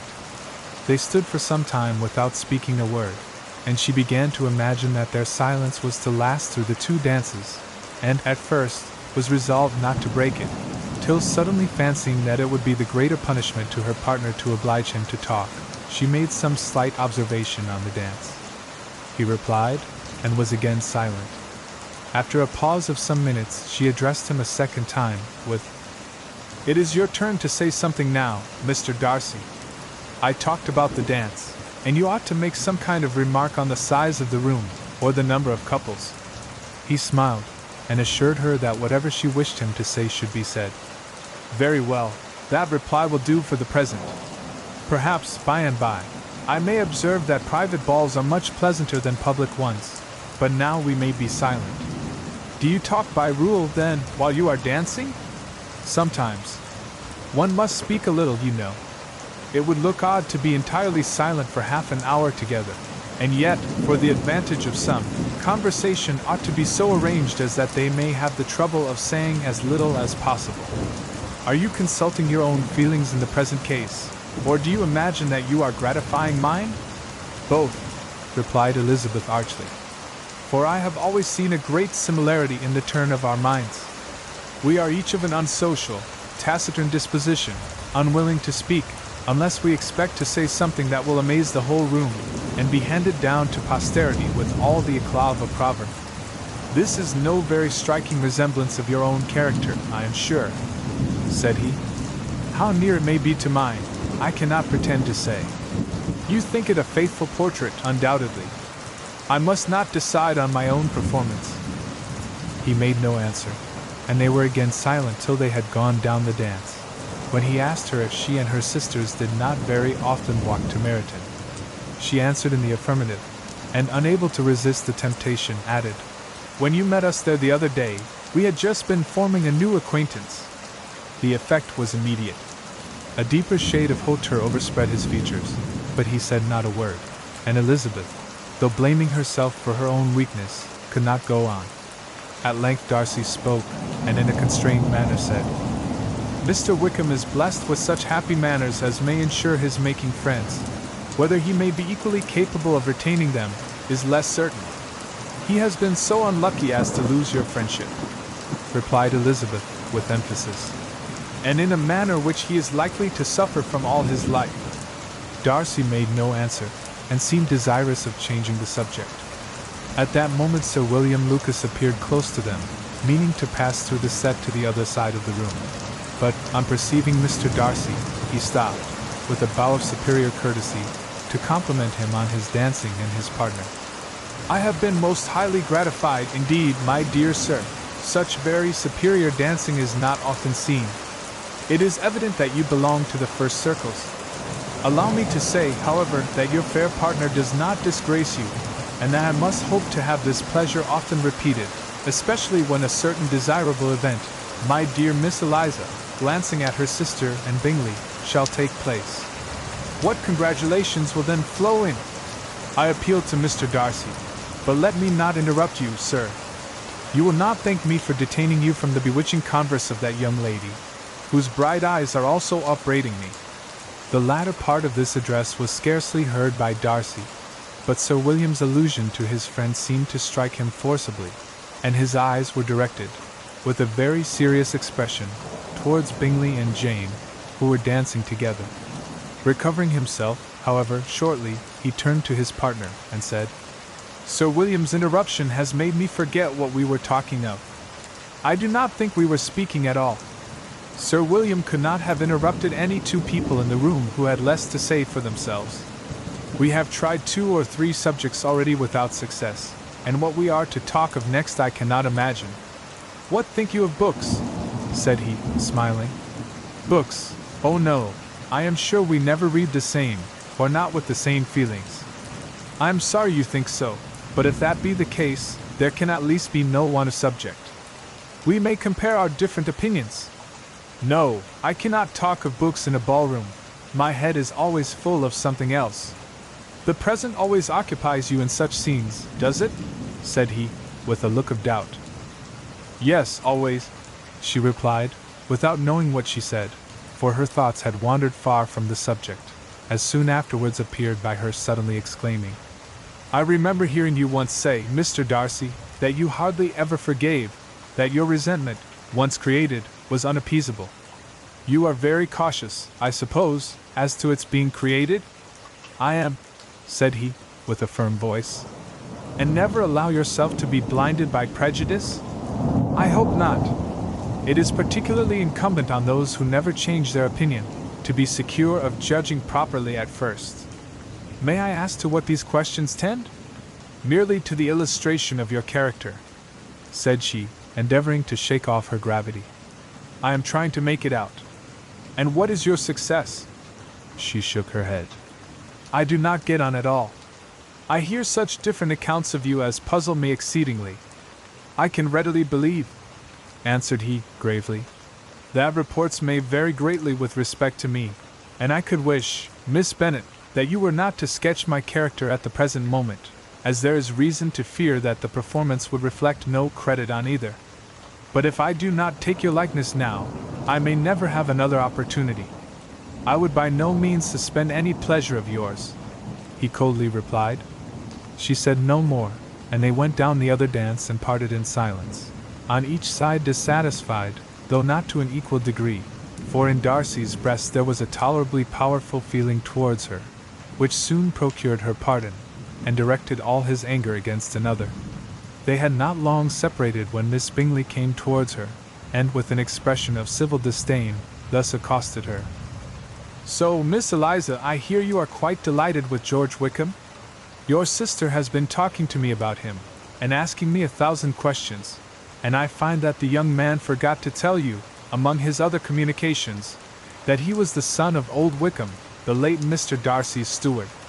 Let me recommend you, however, as a friend, not to give implicit confidence to all his assertions, for, as to Mr. Darcy's using him ill, it is perfectly false, for, on the contrary, he has been always remarkably kind to him, though George Wickham has treated Mr. Darcy in a most infamous manner. I do not know the particulars, but I know very well that Mr. Darcy is not in the least to blame, that he cannot bear to hear George Wickham mentioned, and that though my brother thought he could not well avoid including him in his invitation to the officers, he was excessively glad to find that he had taken himself out of the way. His coming into the country at all is a most insolent thing, indeed, and I wonder how he could presume to do it. I pity you, Miss Eliza, for this discovery of your favourite's guilt, but really, considering his descent, one could not expect much better. His guilt and his descent appear, by your account, to be the same, said Elizabeth angrily, for I have heard you accuse him of nothing worse than of being the son of Mr. Darcy's steward, and of that, I can assure you, he informed me himself. I beg your pardon, replied Miss Bingley, turning away with a sneer. Excuse my interference, it was kindly meant. Insolent girl, said Elizabeth to herself. You are much mistaken if you expect to influence me by such a paltry attack as this. I see nothing in it but your own wilful ignorance and the malice of Mr. Darcy. She then sought her eldest sister, who had undertaken to make inquiries on the same subject of Bingley. Jane met her with a smile of such sweet complacency, a glow of such happy expression, as sufficiently marked how well she was satisfied with the occurrences of the evening. Elizabeth instantly read her feelings, and, at that moment, solicitude for Wickham, resentment against his enemies, and everything else, gave way before the hope of Jane's being in the fairest way for happiness. I want to know, said she, with a countenance no less smiling than her sister's, what you have learned about Mr. Wickham. But perhaps you have been too pleasantly engaged to think of any third person, in which case you may be sure of my pardon. No, replied Jane. I have not forgotten him, but I have nothing satisfactory to tell you. Mr. Bingley does not know the whole of his history, and is quite ignorant of the circumstances which have principally offended Mr. Darcy, but he will vouch for the good conduct, the probity and honor, of his friend, and is perfectly convinced that Mr. Wickham has deserved much less attention from Mr. Darcy than he has received, and I am sorry to say that by his account, as well as his sister's, Mr. Wickham is by no means a respectable young man. I am afraid he has been very imprudent, and has deserved to lose Mr. Darcy's regard. Mr. Bingley does not know Mr. Wickham himself. No, he never saw him till the other morning at Meryton. This account then is what he has received from Mr. Darcy. I am perfectly satisfied. But what does he say of the living? He does not exactly recollect the circumstances, though he has heard them from Mr. Darcy more than once, but he believes that it was left to him conditionally only. I have not a doubt of Mr. Bingley's sincerity, said Elizabeth warmly, but you must excuse my not being convinced by assurances only. Mr. Bingley's defense of his friend was a very able one, I dare say, but since he is unacquainted with several parts of the story, and has learnt the rest from that friend himself, I shall venture still to think of both gentlemen as I did before. She then changed the discourse to one more gratifying to each, and on which there could be no difference of sentiment. Elizabeth listened with delight to the happy though modest hopes which Jane entertained of Bingley's regard, and said all in her power to heighten her confidence in it. On their being joined by Mr. Bingley himself, Elizabeth withdrew to Miss Lucas, to whose inquiry after the pleasantness of her last partner she had scarcely replied, before Mr. Collins came up to them, and told her with great exultation that he had just been so fortunate as to make a most important discovery. I have found out, said he, by a singular accident, that there is now in the room a near relation to my patroness. I happened to overhear the gentleman himself mentioning to the young lady who does the honors of this house the names of his cousin Miss de Bourgh, and of her mother, Lady Catherine. How wonderfully these sort of things occur! Who would have thought of my meeting with, perhaps, a nephew of Lady Catherine de Bourgh in this assembly? I am most thankful that the discovery is made in time for me to pay my respects to him, which I am now going to do, and trust he will excuse my not having done it before. My total ignorance of the connection must plead my apology. You are not going to introduce yourself to Mr. Darcy? Indeed I am. I shall entreat his pardon for not having done it earlier. I believe him to be Lady Catherine's nephew. It will be in my power to assure him that her ladyship was quite well yesterday se'night. Elizabeth tried hard to dissuade him from such a scheme, assuring him that Mr. Darcy would consider his addressing him without introduction as an impertinent freedom, rather than a compliment to his aunt, that it was not in the least necessary there should be any notice on either side, and that if it were, it must belong to Mr. Darcy, the superior in consequence, to begin the acquaintance. Mr. Collins listened to her with the determined air of following his own inclination, and when she ceased speaking, replied thus: My dear Miss Elizabeth, I have the highest opinion in the world of your excellent judgment in all matters within the scope of your understanding, but permit me to say that there must be a wide difference between the established forms of ceremony amongst the laity and those which regulate the clergy. For, give me leave to observe that I consider the clerical office as equal in point of dignity with the highest rank in the kingdom, provided that a proper humility of behavior is at the same time maintained. You must, therefore, allow me to follow the dictates of my conscience on this occasion, which lead me to perform what I look on as a point of duty. Pardon me for neglecting to profit by your advice, which on every other subject shall be my constant guide, though in the case before us I consider myself more fitted by education and habitual study to decide on what is right than a young lady like yourself. And with a low bow he left her to attack Mr. Darcy, whose reception of his advances she eagerly watched, and whose astonishment at being so addressed was very evident. Her cousin prefaced his speech with a solemn bow, and though she could not hear a word of it, she felt as if hearing it all, and saw in the motion of his lips the words, "Apology, Hunsford," and "Lady Catherine de Bourgh." It vexed her to see him expose himself to such a man. Mr. Darcy was eyeing him with unrestrained wonder, and when at last Mr. Collins allowed him to speak, replied with an air of distant civility. Mr. Collins, however, was not discouraged from speaking again, and Mr. Darcy's contempt seemed abundantly increasing with the length of his second speech, and at the end of it he only made him a slight bow, and moved another way. Mr. Collins then returned to Elizabeth. "I have no reason, I assure you," said he, "to be dissatisfied with my reception. Mr. Darcy seemed much pleased with the attention. He answered me with the utmost civility, and even paid me the compliment of saying that he was so well convinced of Lady Catherine's discernment as to be certain she could never bestow a favor unworthily. It was really a very handsome thought. Upon the whole, I am much pleased with him." As Elizabeth had no longer any interest of her own to pursue, she turned her attention almost entirely on her sister and Mr. Bingley, and the train of agreeable reflections which her observations gave birth to made her perhaps almost as happy as Jane. She saw her in idea settled in that very house, in all the felicity which a marriage of true affection could bestow, and she felt capable, under such circumstances, of endeavoring even to like Bingley's two sisters. Her mother's thoughts she plainly saw were bent the same way, and she determined not to venture near her, lest she might hear too much.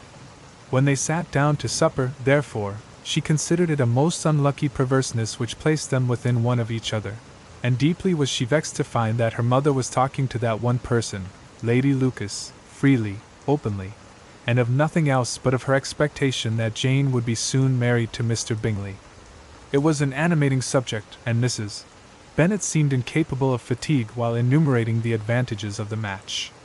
His being such a charming young man, and so rich, and living but 3 miles from them, were the first points of self-gratulation, and then it was such a comfort to think how fond the two sisters were of Jane, and to be certain that they must desire the connection as much as she could do.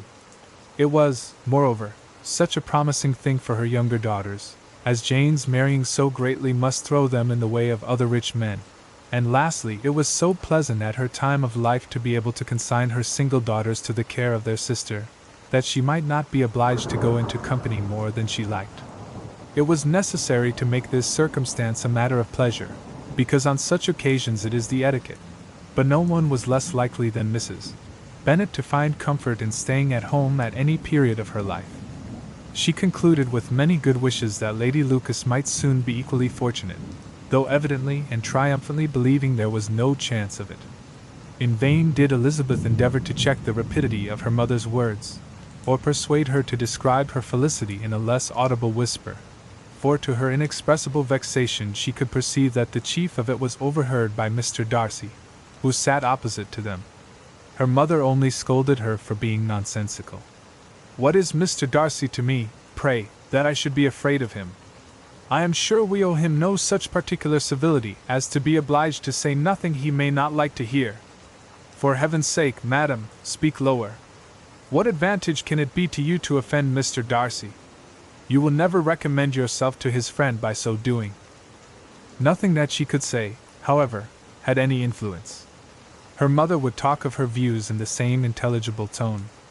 Elizabeth blushed and blushed again with shame and vexation. She could not help frequently glancing her eye at Mr. Darcy, though every glance convinced her of what she dreaded, for though he was not always looking at her mother, she was convinced that his attention was invariably fixed by her. The expression of his face changed gradually from indignant contempt to a composed and steady gravity. At length, however, Mrs. Bennet had no more to say, and Lady Lucas, who had been long yawning at the repetition of delights which she saw no likelihood of sharing, was left to the comforts of cold ham and chicken. Elizabeth now began to revive. But not long was the interval of tranquility, for when supper was over, singing was talked of, and she had the mortification of seeing Mary, after very little entreaty, preparing to oblige the company. By many significant looks and silent entreaties did she endeavor to prevent such a proof of complaisance, but in vain. Mary would not understand them. Such an opportunity of exhibiting was delightful to her, and she began her song. Elizabeth's eyes were fixed on her, with most painful sensations, and she watched her progress through the several stanzas with an impatience which was very ill rewarded at their close, for Mary, on receiving amongst the thanks of the table the hint of a hope that she might be prevailed on to favor them again, after the pause of half a minute began another. Mary's powers were by no means fitted for such a display. Her voice was weak, and her manner affected. Elizabeth was in agonies. She looked at Jane to see how she bore it, but Jane was very composedly talking to Bingley. She looked at his two sisters, and saw them making signs of derision at each other, and at Darcy, who continued, however, impenetrably grave. She looked at her father to entreat his interference, lest Mary should be singing all night. He took the hint, and when Mary had finished her second song said aloud, "That will do extremely well, child. You have delighted us long enough. Let the other young ladies have time to exhibit." Mary, though pretending not to hear, was somewhat disconcerted, and Elizabeth, sorry for her, and sorry for her father's speech, was afraid her anxiety had done no good. Others of the party were now applied to. "If I," said Mr. Collins, "were so fortunate as to be able to sing, I should have great pleasure, I am sure, in obliging the company with an air, for I consider music as a very innocent diversion, and perfectly compatible with the profession of a clergyman. I do not mean, however, to assert that we can be justified in devoting too much of our time to music, for there are certainly other things to be attended to. The rector of a parish has much to do. In the first place, he must make such an agreement for tithes as may be beneficial to himself and not offensive to his patron. He must write his own sermons, and the time that remains will not be too much for his parish duties, and the care and improvement of his dwelling, which he cannot be excused from making as comfortable as possible. And I do not think it of light importance that he should have attentive and conciliatory manners towards everybody, especially towards those to whom he owes his preferment. I cannot acquit him of that duty, nor could I think well of the man who should omit an occasion of testifying his respect towards anybody connected with the family." And with a bow to Mr. Darcy, he concluded his speech, which had been spoken so loud as to be heard by half the room. Many stared, many smiled, but no one looked more amused than Mr. Bennet himself, while his wife seriously commended Mr. Collins for having spoken so sensibly, and observed, in a half-whisper to Lady Lucas, that he was a remarkably clever, good kind of young man. To Elizabeth it appeared, that had her family made an agreement to expose themselves as much as they could during the evening, it would have been impossible for them to play their parts with more spirit, or finer success. And happy did she think it for Bingley and her sister that some of the exhibition had escaped his notice, and that his feelings were not of a sort to be much distressed by the folly which he must have witnessed. That his two sisters and Mr. Darcy, however, should have such an opportunity of ridiculing her relations was bad enough, and she could not determine whether the silent contempt of the gentlemen, or the insolent smiles of the ladies, were more intolerable. The rest of the evening brought her little amusement. She was teased by Mr. Collins, who continued most perseveringly by her side, and though he could not prevail with her to dance with him again, put it out of her power to dance with others. In vain did she entreat him to stand up with somebody else, and offered to introduce him to any young lady in the room. He assured her that, as to dancing, he was perfectly indifferent to it, that his chief object was, by delicate attentions, to recommend himself to her, and that he should therefore make a point of remaining close to her the whole evening. There was no arguing upon such a project. She owed her greatest relief to her friend Miss Lucas, who often joined them, and good-naturedly engaged Mr. Collins's conversation to herself. She was at least free from the offense of Mr. Darcy's further notice. Though often standing within a very short distance of her, quite disengaged, he never came near enough to speak. She felt it to be the probable consequence of her allusions to Mr. Wickham, and rejoiced in it. The Longbourn party were the last of all the company to depart, and by a maneuver of Mrs. Bennet had to wait for their carriage a quarter of an hour after everybody else was gone, which gave them time to see how heartily they were wished away by some of the family. Mrs. Hurst and her sister scarcely opened their mouths except to complain of fatigue, and were evidently impatient to have the house to themselves. They repulsed every attempt of Mrs. Bennet at conversation, and by so doing, threw a languor over the whole party, which was very little relieved by the long speeches of Mr. Collins, who was complimenting Mr. Bingley and his sisters on the elegance of their entertainment, and the hospitality and politeness which had marked their behavior to their guests. Darcy said nothing at all. Mr. Bennet, in equal silence, was enjoying the scene. Mr. Bingley and Jane were standing together a little detached from the rest, and talked only to each other. Elizabeth preserved as steady a silence as either Mrs. Hurst or Miss Bingley, and even Lydia was too much fatigued to utter more than the occasional exclamation of, "Lord, how tired I am!" accompanied by a violent yawn. When at length they arose to take leave, Mrs. Bennet was most pressingly civil in her hope of seeing the whole family soon at Longbourn, and addressed herself particularly to Mr. Bingley, to assure him how happy he would make them, by eating a family dinner with them at any time, without the ceremony of a formal invitation. Bingley was all grateful pleasure, and he readily engaged for taking the earliest opportunity of waiting on her after his return from London, whither he was obliged to go the next day for a short time. Mrs. Bennet was perfectly satisfied, and quitted the house under the delightful persuasion that, allowing for the necessary preparations of settlements, new carriages, and wedding clothes, she should undoubtedly see her daughter settled at Netherfield in the course of 3 or 4 months. Of having another daughter married to Mr. Collins she thought with equal certainty, and with considerable, though not equal, pleasure. Elizabeth was the least dear to her of all her children, and though the man and the match were quite good enough for her, the worth of each was eclipsed by Mr. Bingley and Netherfield. Chapter 19. He next day opened a new scene at Longbourn.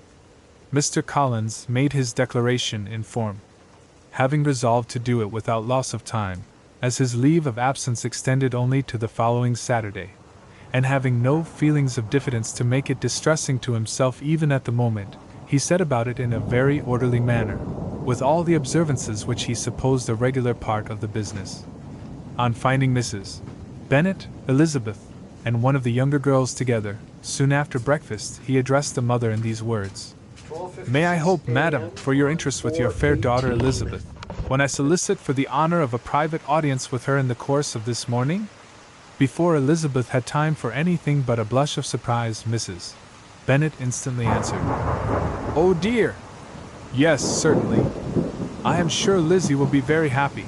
I am sure she can have no objection. Come, Kitty, I want you upstairs." And gathering her work together, she was hastening away, when Elizabeth called out, "Dear ma'am, do not go. I beg you will not go. Mr. Collins must excuse me. He can have nothing to say to me that anybody need not hear. I am going away myself." "No, no, nonsense, Lizzie.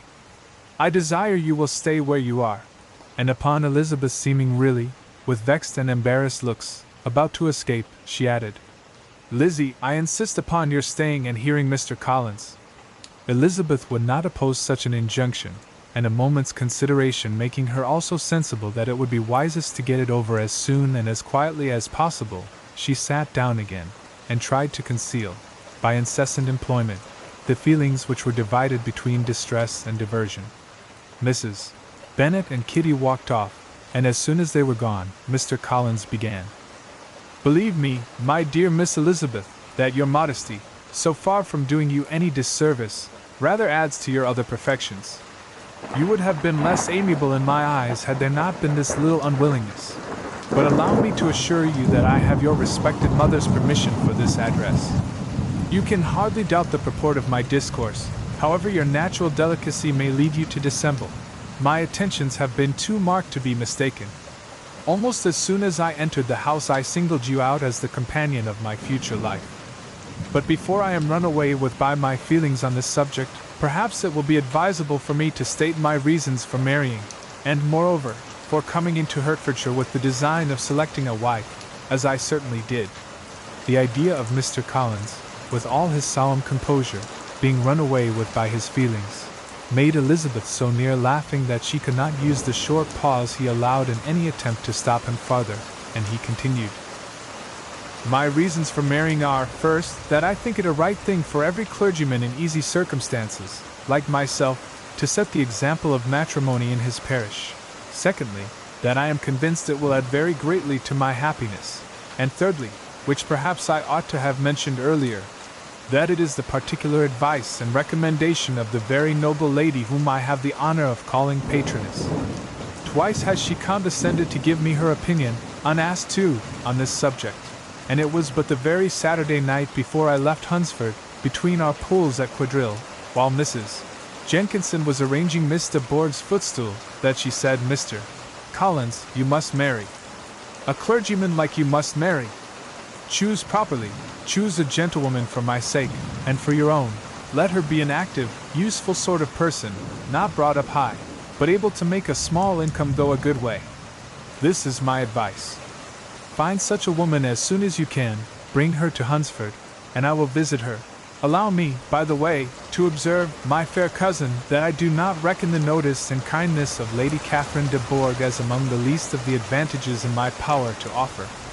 You will find her manners beyond anything I can describe, and your wit and vivacity, I think, must be acceptable to her, especially when tempered with the silence and respect which her rank will inevitably excite. Thus much for my general intention in favor of matrimony. It remains to be told why my views were directed to Longbourn instead of my own neighborhood, where I assure you there are many amiable young women.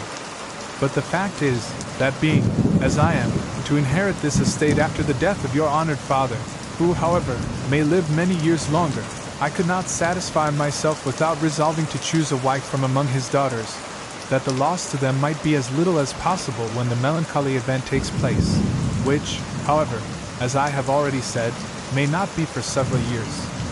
This has been my motive, my fair cousin, and I flatter myself it will not sink me in your esteem. And now nothing remains for me but to assure you in the most animated language of the violence of my affection.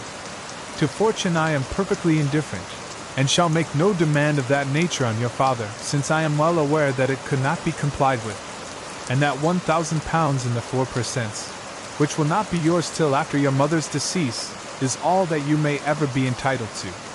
On that head, therefore, I shall be uniformly silent, and you may assure yourself that no ungenerous reproach shall ever pass my lips when we are married. It was absolutely necessary to interrupt him now.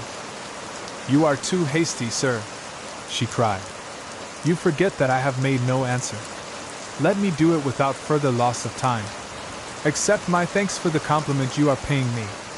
I am very sensible of the honor of your proposals, but it is impossible for me to do otherwise than decline them. I am not now to learn, replied Mr. Collins, with a formal wave of the hand, that it is usual with young ladies to reject the addresses of the man whom they secretly mean to accept, when he first applies for their favor, and that sometimes the refusal is repeated a second or even a third time. I am, therefore, by no means discouraged by what you have just said, and shall hope to lead you to the altar ere long. Upon my word, sir, cried Elizabeth, your hope is rather an extraordinary one after my declaration. I do assure you that I am not one of those young ladies, if such young ladies there are, who are so daring as to risk their happiness on the chance of being asked a second time. I am perfectly serious in my refusal. You could not make me happy, and I am convinced that I am the last woman in the world who would make you so. Nay, were your friend Lady Catherine to know me, I am persuaded she would find me in every respect ill-qualified for the situation. Were it certain that Lady Catherine would think so, said Mr. Collins very gravely, but I cannot imagine that her ladyship would at all disapprove of you. And you may be certain that when I have the honor of seeing her again I shall speak in the highest terms of your modesty, economy, and other amiable qualifications. Indeed, Mr. Collins, all praise of me will be unnecessary. you must give me leave to judge for myself, and pay me the compliment of believing what I say. I wish you very happy and very rich, and by refusing your hand, do all in my power to prevent your being otherwise. In making me the offer, you must have satisfied the delicacy of your feelings with regard to my family, and may take possession of long-born estate whenever it falls, without any self-reproach. This matter may be considered, therefore, as finally settled. And rising as she thus spoke, she would have quitted the room, had not Mr. Collins thus addressed her. When I do myself the honor of speaking to you next on the subject, I shall hope to receive a more favorable answer than you have now given me, though I am far from accusing you of cruelty at present, because I know it to be the established custom of your sex to reject a man on the first application, and perhaps you have even now said as much to encourage my suit as would be consistent with the true delicacy of the female character. Really, Mr. Collins, cried Elizabeth, with some warmth, you puzzle me exceedingly. If what I have hitherto said can appear to you in the form of encouragement, I know not how to express my refusal in such a way as may convince you of its being one. You must give me leave to flatter myself, my dear cousin, that your refusal of my addresses are merely words of course. My reasons for believing it are briefly these. It does not appear to me that my hand is unworthy your acceptance, or that the establishment I can offer would be any other than highly desirable. My situation in life, my connections with the family of de Bourgh, and my relationship to your own, are circumstances highly in my favor, and you should take it into further consideration that, in spite of your manifold attractions, it is by no means certain that another offer of marriage may ever be made you. Your portion is unhappily so small that it will in all likelihood undo the effects of your loveliness and amiable qualifications. As I must, therefore, conclude that you are not serious in your rejection of me, I shall choose to attribute it to your wish of increasing my love by suspense, according to the usual practice of elegant females. I do assure you, sir, that I have no pretensions whatever to that kind of elegance which consists in tormenting a respectable man. I would rather be paid the compliment of being believed sincere. I thank you again and again for the honor you have done me in your proposals, but to accept them is absolutely impossible. My feelings in every respect forbid it. Can I speak plainer? Do not consider me now as an elegant female intending to plague you, but as a rational creature speaking the truth from her heart. You are uniformly charming, cried he, with an air of awkward gallantry. And I am persuaded that, when sanctioned by the express authority of both your excellent parents, my proposals will not fail of being acceptable. To such perseverance in wilful self-deception Elizabeth would make no reply, and immediately and in silence withdrew, determined that if he persisted in considering her repeated refusals as flattering encouragement, to apply to her father, whose negative might be uttered in such a manner as must be decisive, and whose behavior at least could not be mistaken for the affectation and coquetry of an elegant female. Chapter 20. R. Collins was not left long to the silent contemplation of his successful love, for Mrs.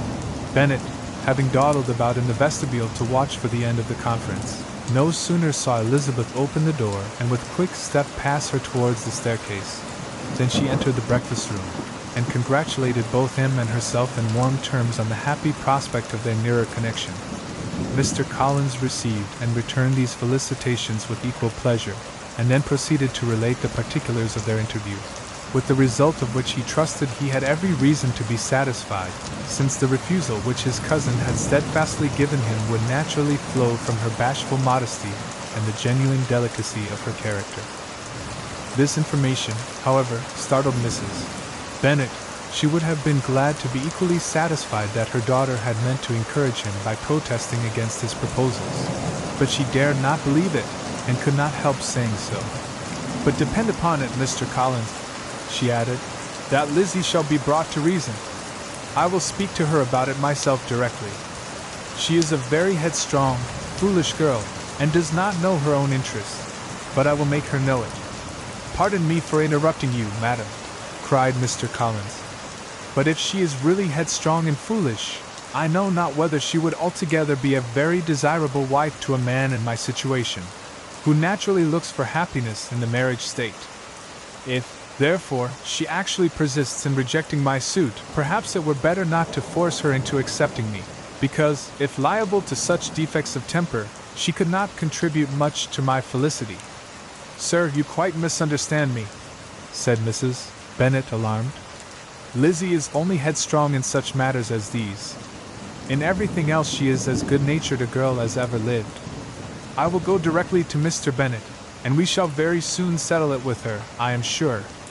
She would not give him time to reply, but hurrying instantly to her husband, called out, as she entered the library, "Oh, Mr. Bennet, you are wanted immediately. We are all in an uproar. You must come and make Lizzie marry Mr. Collins, for she vows she will not have him, and if you do not make haste he will change his mind and not have her." Mr. Bennet raised his eyes from his book as she entered, and fixed them on her face with a calm unconcern, which was not in the least altered by her communication. "I have not the pleasure of understanding you," said he, when she had finished her speech. "Of what are you talking?" "Of Mr. Collins and Lizzie. Lizzie declares she will not have Mr. Collins, and Mr. Collins begins to say that he will not have Lizzie. And what am I to do on the occasion? It seems a hopeless business. Speak to Lizzie about it yourself. Tell her that you insist upon her marrying him. Let her be called down. She shall hear my opinion." Mrs. Bennet rang the bell, and Miss Elizabeth was summoned to the library. "Come here, child," cried her father, as she appeared. "I have sent for you on an affair of importance. I understand that Mr. Collins has made you an offer of marriage. Is it true?" Elizabeth replied that it was. "Very well. And this offer of marriage you have refused?" "I have, sir." "Very well. We now come to the point. Your mother insists upon your accepting it. Is it not so, Mrs. Bennet?" "Yes, or I will never see her again." "An unhappy alternative is before you, Elizabeth. From this day you must be a stranger to one of your parents. Your mother will never see you again if you do not marry Mr. Collins, and I will never see you again if you do." Elizabeth could not but smile at such a conclusion of such a beginning, but Mrs. Bennet, who had persuaded herself that her husband regarded the affair as she wished, was excessively disappointed. "What do you mean, Mr. Bennet, by talking in this way? You promised me to insist upon her marrying him." "My dear," replied her husband, "I have two small favors to request. First, that you will allow me the free use of my understanding on the present occasion, and secondly, of my room. I shall be glad to have the library to myself as soon as may be." Not yet, however, in spite of her disappointment in her husband, did Mrs. Bennet give up the point. She talked to Elizabeth again and again, coaxed and threatened her by turns. She endeavored to secure Jane in her interest, but Jane, with all possible mildness, declined interfering, and Elizabeth, sometimes with real earnestness, and sometimes with playful gaiety, replied to her attacks. Though her manner varied, however, her determination never did. Mr. Collins, meanwhile, was meditating in solitude on what had passed. He thought too well of himself to comprehend on what motive his cousin could refuse him, and though his pride was hurt, he suffered in no other way. His regard for her was quite imaginary, and the possibility of her deserving her mother's reproach prevented his feeling any regret. While the family were in this confusion, Charlotte Lucas came to spend the day with them. She was met in the vestibule by Lydia, who, flying to her, cried in a half-whisper, "I am glad you are come, for there is such fun here. What do you think has happened this morning? Mr. Collins has made an offer to Lizzie, and she will not have him." Charlotte had hardly time to answer before they were joined by Kitty, who came to tell the same news, and no sooner had they entered the breakfast-room, where Mrs. Bennet was alone, than she likewise began on the subject, calling on Miss Lucas for her compassion, and entreating her to persuade her friend Lizzie to comply with the wishes of her family. "Pray do, my dear Miss Lucas," she added in a melancholy tone, "for nobody is on my side, nobody takes part with me. I am cruelly used, nobody feels for my poor nerves." Charlotte's reply was spared by the entrance of Jane and Elizabeth. "Aye, there she comes," continued Mrs. Bennet, "looking as unconcerned as may be, and caring no more for us than if we were at York, provided she can have her own way. But I tell you what, Miss Lizzie, if you take it into your head to go on refusing every offer of marriage in this way, you will never get a husband at all, and I am sure I do not know who is to maintain you when your father is dead. I shall not be able to keep you, and so I warn you. I have done with you from this very day. I told you in the library, you know, that I should never speak to you again, and you will find me as good as my word. I have no pleasure in talking to undutiful children. Not that I have much pleasure, indeed, in talking to anybody. People who suffer as I do from nervous complaints can have no great inclination for talking. Nobody can tell what I suffer. But it is always so. Those who do not complain are never pitied. Her daughters listened in silence to this effusion, sensible that any attempt to reason with or soothe her would only increase the irritation. She talked on, therefore, without interruption from any of them till they were joined by Mr. Collins, who entered with an air more stately than usual.